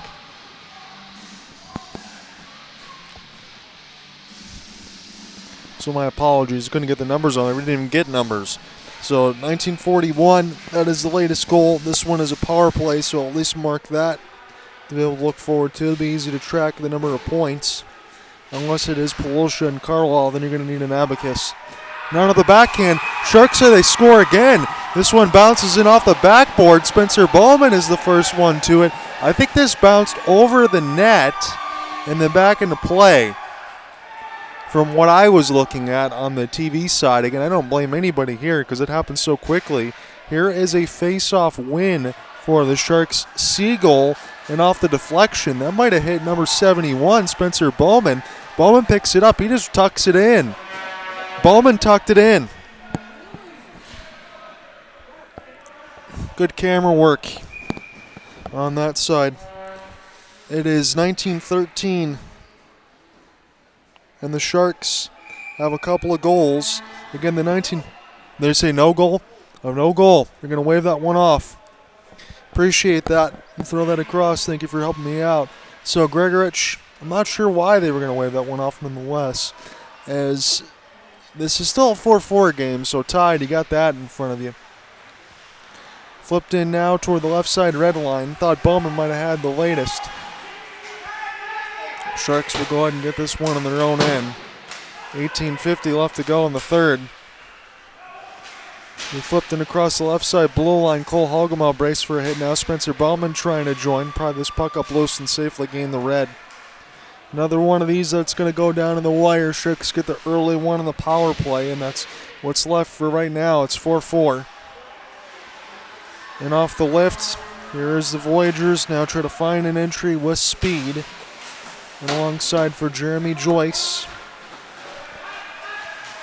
Now in toward the right side dot. Players will come together. Flip across now and down the ice. Sharks will go ahead and take some changes. They might as well. They're near the players' benches anyway, as this will start again. And alongside for Sam Benner. D side for Muskegon. Muskegon needs this one to go 1-1 in this series to go back to Lakeland. Mukowski off the steal. He tried to shoot it off the opposite angle to the right post, but that was pretty far away. And now Waterford go ahead and find the possession here with Theo Goody. Flip this one down the ice. Now onto the right side boards. Muskegon bracing for the left side. Flipping around now for Kevin Belvich. And the Sharks more run into themselves more so than the player. Just loud contact nonetheless. Theo Goody off a back pass. This is picked off right at the red line. Wilkowski now trying to hunt for the puck. Again, there's not been a lot of penalties called in this game, so I'd have to think the one that's going to happen next has to be egregious, otherwise there's going to be some conspiracy theories. As it's now toward the right side, Dot Hudak will find it near the right post.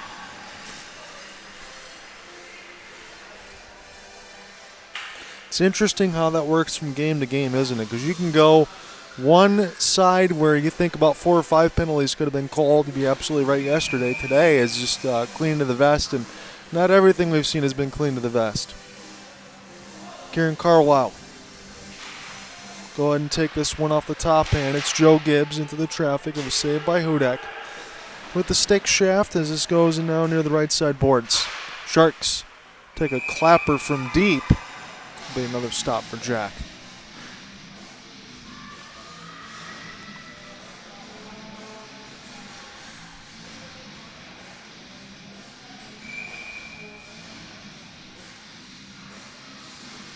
So Kieran Carlisle, take one more of these as it goes off the right bumper. Carlisle now try to get this toward the right side. Good stick intercept there for the Sharks. A step-up play by the backline defense. And as Siegel gets possession and throws this one across. This traffic at front of the net's going to have to force a hold, so Sharks get a lot of ozone draws here. You got about 3 in the last span of about 35 seconds. Bowman line with Grego is going to come back out.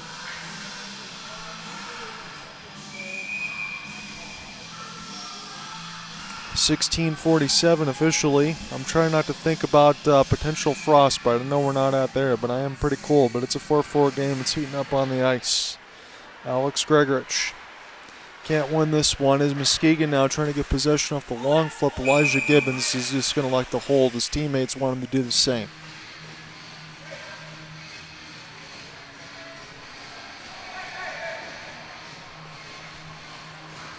And Groth now signaling the rest of his teammates that he wants. The referees want everybody else to get the new personnel on the ice. So we see Brian Danielson. Alex Gregorich going to give him positioning exactly where he wants to be, just in case that's where the puck goes. They can quickly win it and try to get out of the zone. That's the all more important part of this whole thing. Jeremy Joyson off the tie-up. This will go to the players' bench.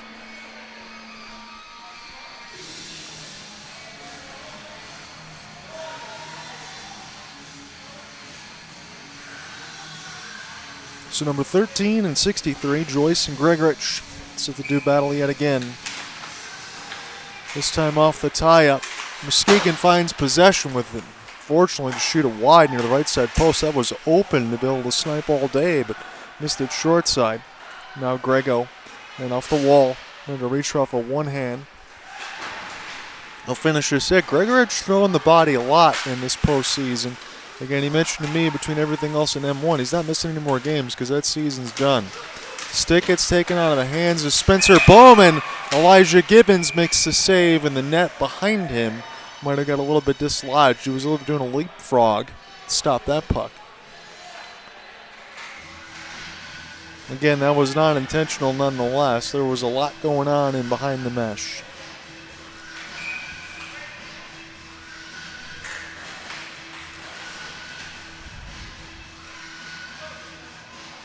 .16:04 in this tie game. Late power play goal into it early in the period, but a late power play goal for the Sharks have notched this one up. Here's a chance. Gibbons gives up a big rebound. He couldn't hold it. And now for Micah.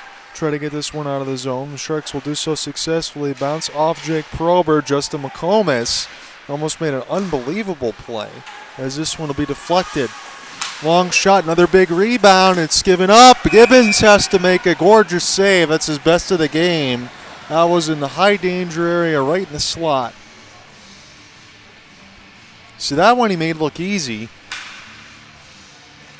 And toward the right side inboards there for Ryan Gamber and off the leave. That's a good combination play there. Christian Montgomery was the one that let it fly.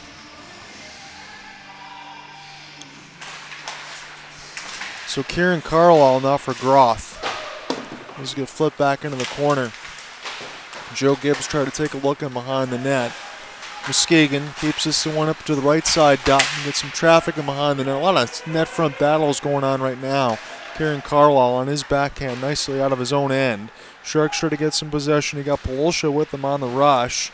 Good step through here. And alongside, I believe that is Hunter Keppel, number 23. He was getting knocked down. He's still with it now. Try to flip this one to the left side boards. That is where Muskegon is, but Polosha not giving up on the play. Neither is Keppel.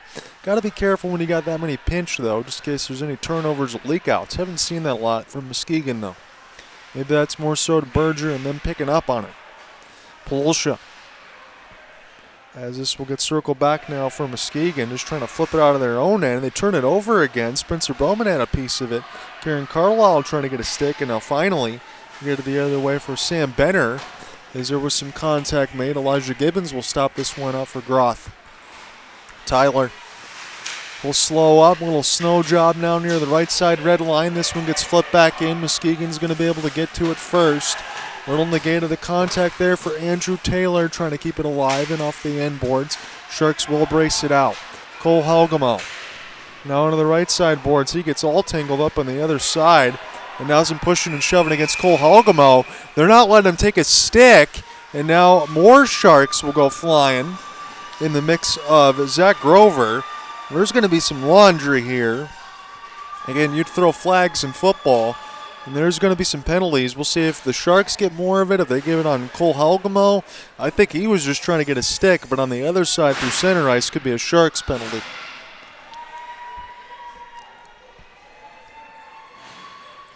We could get some offsetting. We could at least get a Sharks penalty, but Cole Halgamo was definitely going to stick held in near the right side. That cannot be argued. He just would not let it go. So 14-13 officially in a 4-4 game. Will the Sharks go up 2-0 in this best of 5, or will Muskegon tie it? That's what's on the line. It's kind of the same things we were looking at last year as far as what could be. And both of these games have been tight, just like they were. So Groth now having some words with the ref.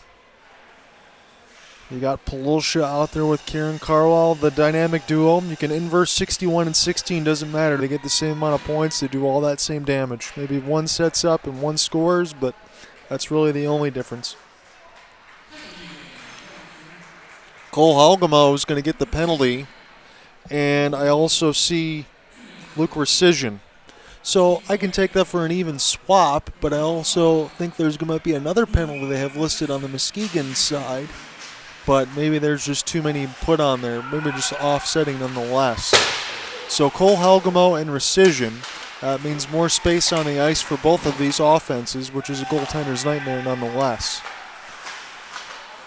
Now, we'll be flipped back down here. Kieran Carlisle, nice move, couple times off the backhand. We'll see if he can get it going now.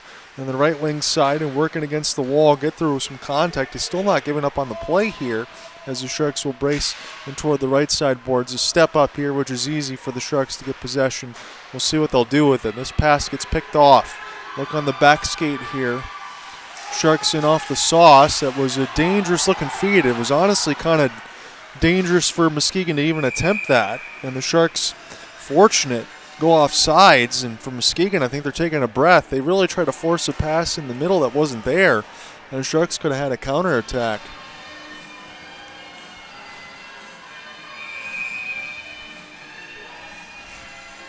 So we're going to do this again in the neutral. Grego now gets set to take it. He wins that one very clean, back at center ice. Opportunity here for Spencer Bowman, the captaincy, and the assistant captaincy. Bowman now in toward the right side wall. Sharks, high slot on the backhand. Gregorich, one more touch. Keep the spacing here for the Sharks. I don't know if that was intentionally left behind the net, but a little bit of an overskate. Bowman now off the pin, trying to win a puck battle. That's what you got to do at this point if you want to get some damage done. Danielson's pass goes all the way back down. There's got to be a hustle for it. Sharks will get there first. 35 seconds left to go in the offsetting. Siegel now toward the left side red line. He's still with it here. Jared Siegel almost did it himself from 150 feet. Here's a good steal now. Gregorich now. To the right side bumper, takes a hit. And he's been throwing the body a lot. He's been taking some damage.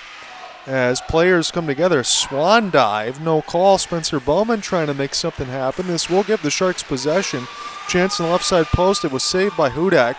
And now Bowman, he throws his stick out there. When he got knocked down, he wasn't happy about it.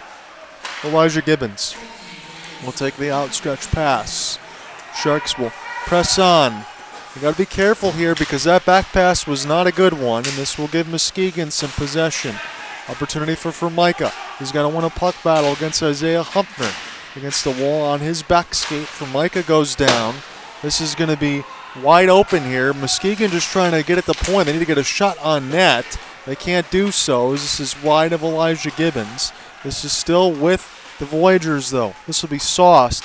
Bounce off of some bodies. Gibbons says no with the right pad, but the job's not done. Melkowski with an inside-out move. He knocked the puck away. This goes to Formica now, who desperately tries to get it out of his zone. He'll finally do so with a third lift. So some tired Sharks. Number 77, big look for Micah, will go ahead and take his change. Good crunch and near the left side boards. Sharks now have this one braced at the point. It's Theo Goody. Now to the left side dot.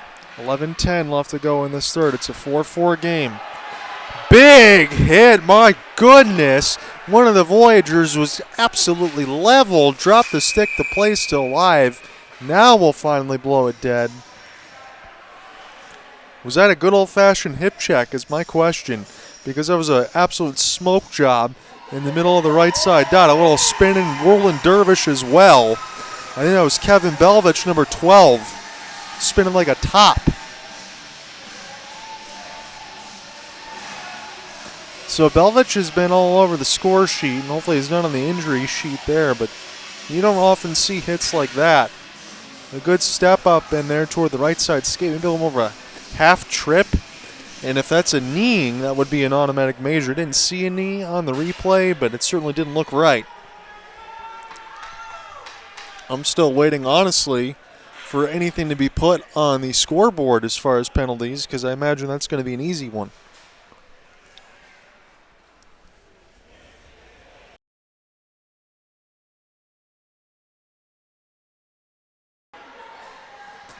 So Karen Carlisle is going to have to win an all-important draw.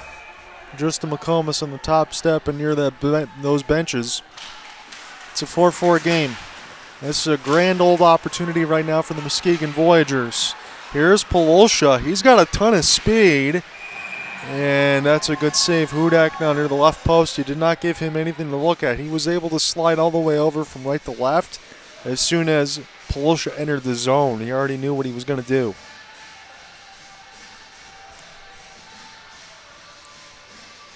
So it's Molkowski with his second penalty of the game.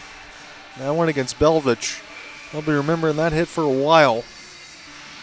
Carlisle will try to do it again. He's already got a couple. He's on hat-trick watch. And how big would that be to get one of those and your team wins the game? There's nothing more than you want. Scoring goals is always fun, but it's always better to do it than win. I don't think you're going to have anything empty otherwise. Now on toward the right side boards, Joe Gibbs against Riley Pitcher. Pitcher now tries to get a reverse hit even with the injury, which tells you about the kind of guts and skill he has. Now to the right side dot. See if the Voyagers can get any sort of clean entry. We're almost halfway through this third, and this game is still yet to be decided. It's 4-4. Everybody in the middle of some changes. Sharks don't want to get caught here. Siegel fakes the slap shot. Now we're going to have to take the pin. In the mix of Andrew Taylor as well, and Zach Grover trying to find this now near the right side boards. It's still Taylor and Grover. Absolutely, Siegel gets worked over. That puck does get out, so he had to sell his body to get that done. He absolutely got it done out of the defensive zone. Hudak will slow it down. And now 9:40 left to go in this third. 40 seconds left to go, and Molkowski's minor. This one will be intercepted. Now Siegel again. That is a yeoman shift on the penalty kill, and he's going to get some stick taps from his teammates, as he should. Muskegon try to start this one from 200 feet. Again, they are in the road black jerseys with the teal top, and the Sharks are in their road whites. This will be flipped back down. Now here for Spencer Bowman. Use this one off the glass. Sharks, beautiful job there on this kill. They'll get the job done. And we'll see what happens through the rest of regulation. The most important thing now for me is keep things clean on both sides. Because if you take a penalty at this point, you're probably getting scored on the next one. That's my call. I've been 2 for 2 on calls today. We'll see if that continues. Now on the left side, find the entry. Elijah Gibbons will go ahead and stop this one out. A little bit cleaner and behind for Bryant Danielson off the leave. And Sharks now try to break out of their own end from right to left. Kieran Carlisle on a 1-on-3. Carlisle will take the wrister. This one will get solved in the corner by Hudak. It's loose! Wrister, oh my goodness. That one was Polosha. I thought he could have scored there for sure. Anytime he's open in the middle of the slot. And now Muskegon. It's a 2-on-1. And what's the whistle for? Muskegon's going to be absolutely furious. That was called very, very late on that rush. 8:28 left to go in the third. Not often you call something like that when you're, 5 feet from the slot with a chance for a cross-ice pass. So take a breath there, Sharks fans. Kieran Carlisle. Flip this one across. I don't care if it's the Sharks, the Voyagers, or anything else. We're just happy to have you on the broadcast, whether you're following in, listening to me, or just listening to the feed and listening to Terry. We want to be able to bring you in on this because it's a fun game. And it's been fun throughout this series. Another close one. It's 4-4 in game 2. Picked up off the back skate. This is Joseph Gibbs. Gibbs now will try to use the glass intentionally. Flip this one down the ice. They're going to say gains the red, so there's no icing. It could have been last touch by somebody else. And now Muskegon try to break out toward the right wing side. Gibbs will try to pin against the wall, deny that space, and force the Muskegon Voyagers to pinch it in. Gibbs now try to get a retrieval. Good left pad save for Gibbons. And now Muskegon right into the neutral zone. 7:35 left to go in this third as Sharks will commandeer some of their troops. Gibbs, pass from 100. There's the Sharks down to the left side red line. I don't think they have enough space to flip the ice because it's contested in the corner. Milkowski was there. They'll ring around the embankment off the full-scale slapper as Luke McCarthy, who's got the first couple of goals in this game, and the last touch from Muskegon. Picked up now for the Sharks. A little bump there off the reverse. Siegel can't hold it on the blue line. It did get out. He's got possession. We'll just flip the red. Send back down now for Josh Hill. Try to find this near the right side bumper. One of the Sharks goes down. Don't see any hands in the air as we press on. Still waiting to see who's going to get up there on the other side for the Sharks. I didn't think it looked as serious as it might be. We're going to get immediate timeout nonetheless. We'll check on the Shark that is down.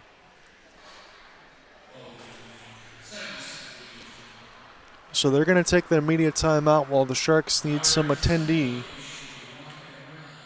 Justin McComas, he got stuck in no man's land. Number 91 and the helmet and everything else dislodged. You got all turned around. Justin looks okay down there.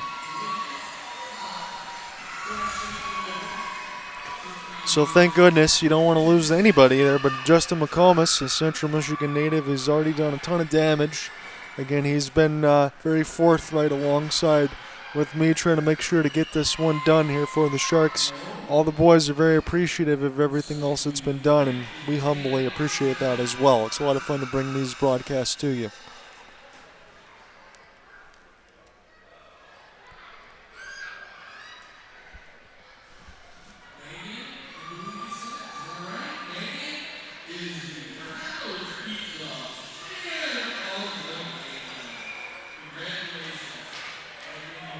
So the latest Sharks goal, 1941 on the power play. That is still where we are. That was in the dying breath, again in the opening of the period, but dying breath of the backhand power play that carry overtime off the fresh sheet of ice.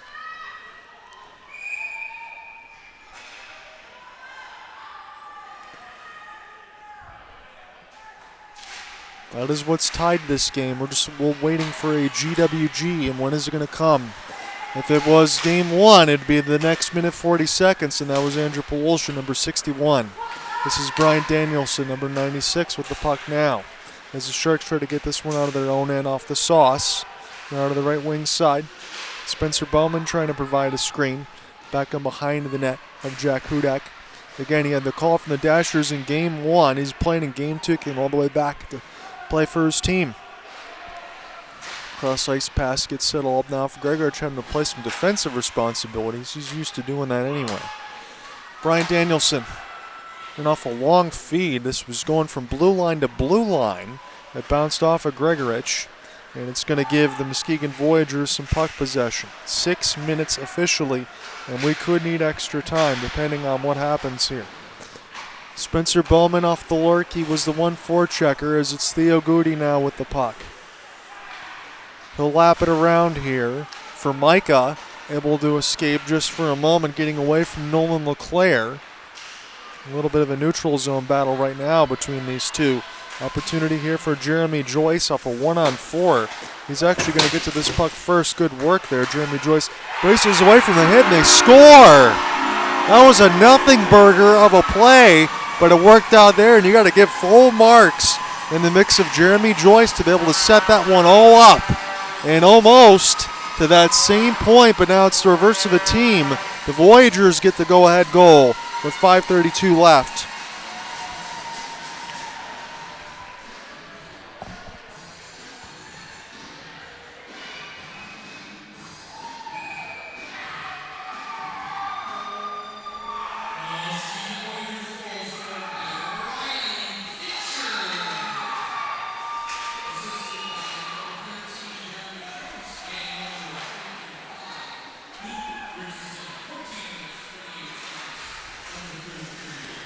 So it is going to be definitely an assist alongside for Jeremy Joyce, and Luke Rescission is going to get the back end piece at 5:32, and that the Voyagers now have a 1-goal lead in the mix of Joe Gibbs. Now try to pick this one up. We'll see what the Sharks can do, because they're at the same opposite point that the Muskegon was last night. Gibbs, and off the flip, be sent back down the ice. Be an opportunity here for Benner to go ahead and get a puck pickup. 4:50 left to go in this third. Here's a turnaround chance. This is in contest near the right side. Dot now behind the mesh. Sharks trying to hunt for a goal. They need one here with 4:40 left to go. This will be sent back down Growth. Get the pass ahead, and off the spin and turn, it's Kieran Carlisle. Again, your top units are going to have to play a ton of minutes here at this point. Might not be too many line changes unless you absolutely have it. You also got a timeout in your back pocket for your best troops, because you're going to need to find something. You're going to need to push. Now in toward the right side dot. It's Growth. Finishes his hit. Back down here for Joseph Gibbs, number 25. He got through two defenders right there, and there was no space. That created an opportunity now off the cross pass. Sharks do have numbers. There was a long shot that Hudak was able to save. Brian Danielson off the pinch. He couldn't hold, and this will go back and across the blue line. Now toward the right side wall. As we get a little neutral zone possession, Danielson with a little bit of a touch pass. Sharks still got time, but they're going to have to execute when they get in the offensive zone. Zach Molkowski try to do it all himself, as this one will be flipped back here from Muskegon. There'll be a race for it near the right side boards. Siegel, a couple of stick chops. He can't get to it. Now behind the net, and a wraparound goal. A beautiful finish for the Voyagers. They're up by 2. It's Nolan LeClaire. That's a gorgeous effort. Absolutely perfect goal.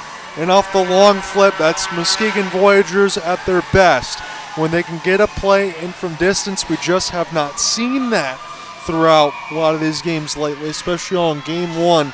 An all-important second goal makes it a 6-4 game.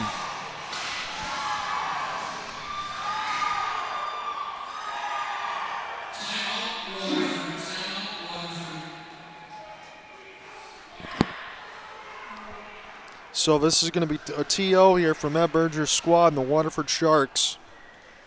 Nolan LeClaire off the wraparound at 3:26. Makes it a 6-4 game.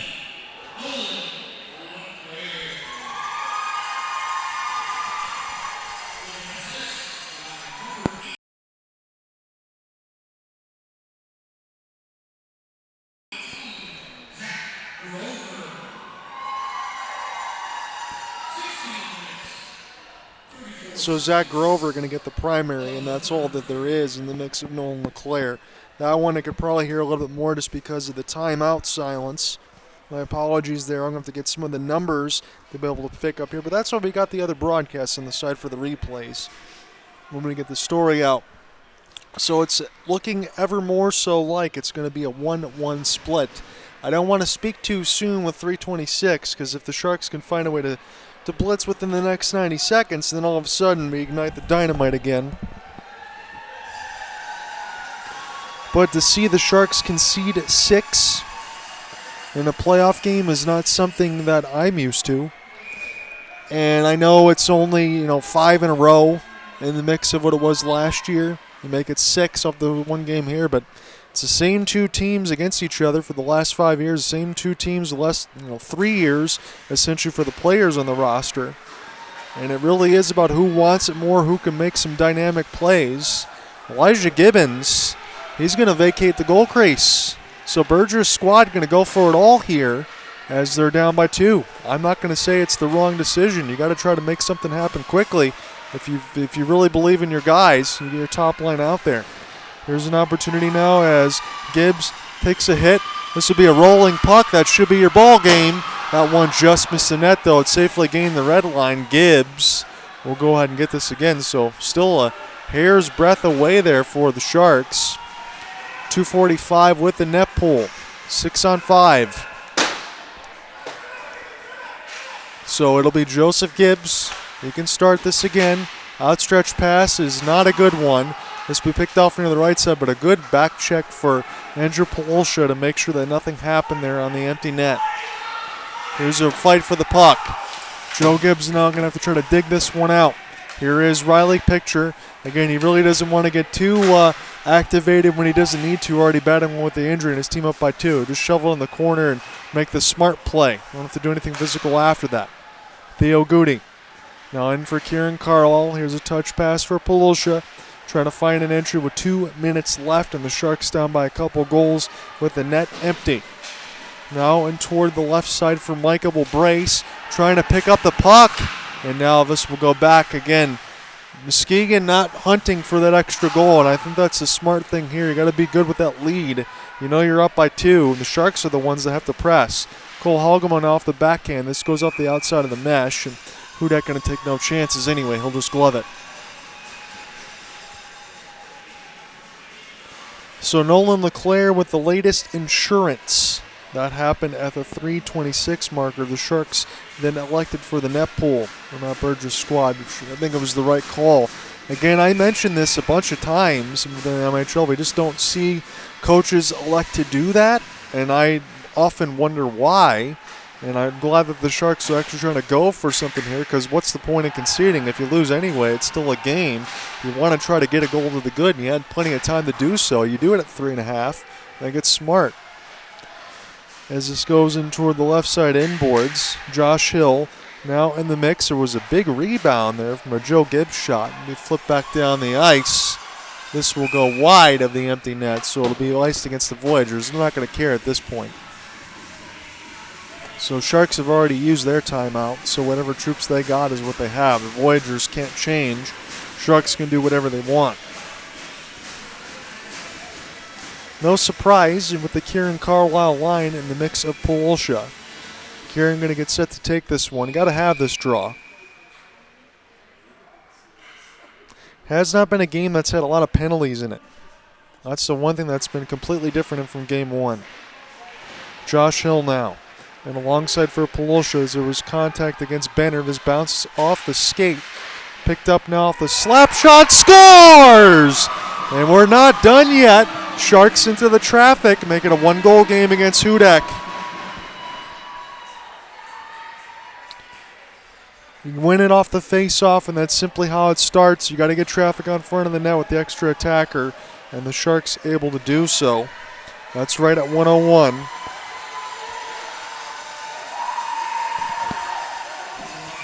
So this will be bounced in off of a skate blade, send the feet across, and here comes the bomb in the mix, and that's right at the net. There's nothing Hudak can do. He can't even see it.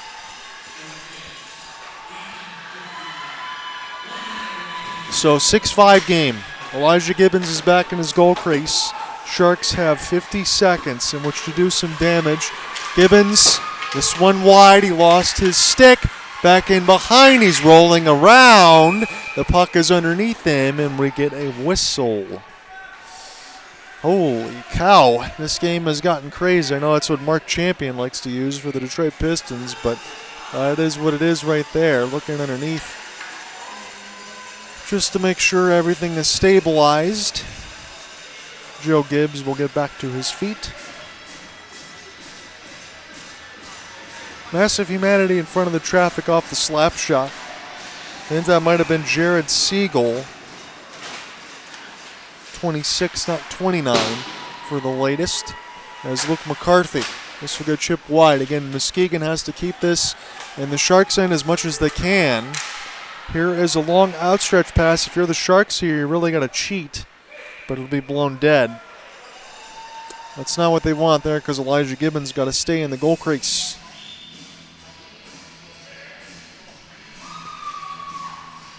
(6-5). It's a crazy, crazy game here with a ton of offense, and that's these two teams at their best. Again, the Sharks malaise in the first period with the 2-0. This time is the one that bit them. But again, there's still time if they can execute off this long flip. Here's an opportunity here off the rebound. And is there going to be a penalty call? You think there probably should have been off a trip. That took a little too long for that whistle to get blown. I think that was probably 4 or 5 seconds too late. As there was traffic in front of the net, you had Kieran Carlisle and Andrew Pawolsha. So just a whistle. That's all we're going to get here. Kieran Carlisle. Got to win this draw here if you're the Sharks. Dallas goes to the left side bumper. Muskegon does well with it in behind the net. They just need to kill time.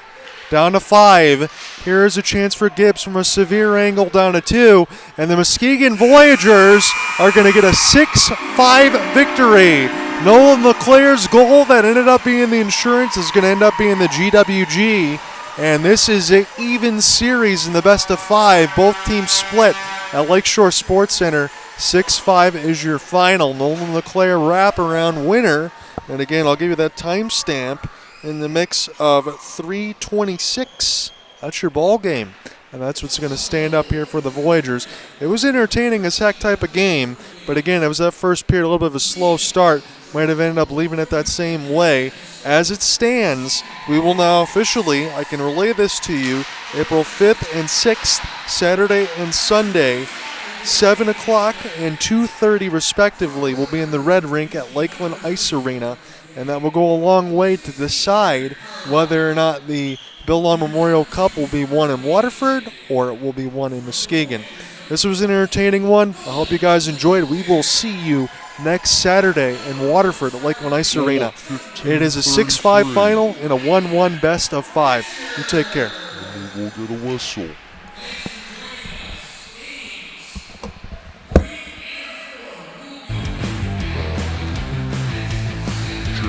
Joyce does get a piece of the draw. It goes right to him. Opportunity. Easy one. With McCarthy.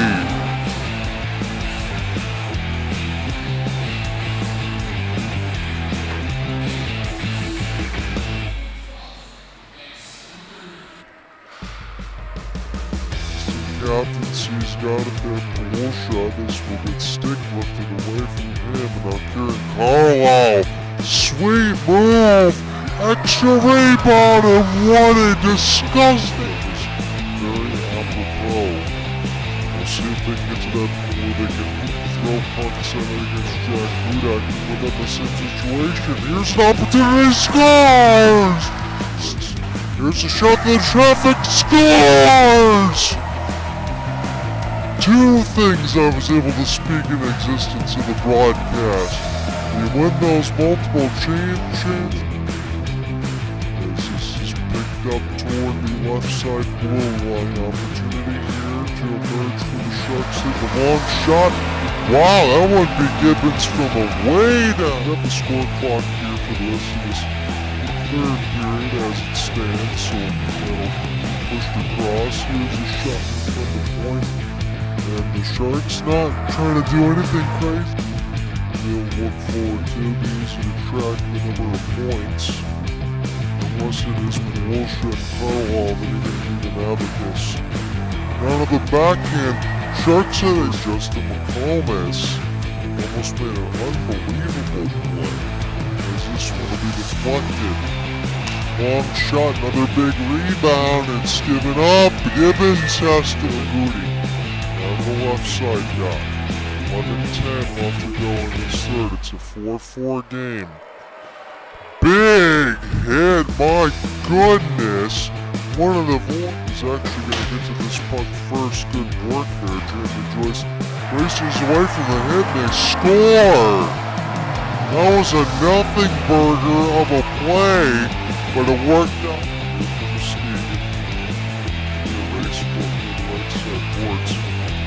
Siegel, couple of stick shots.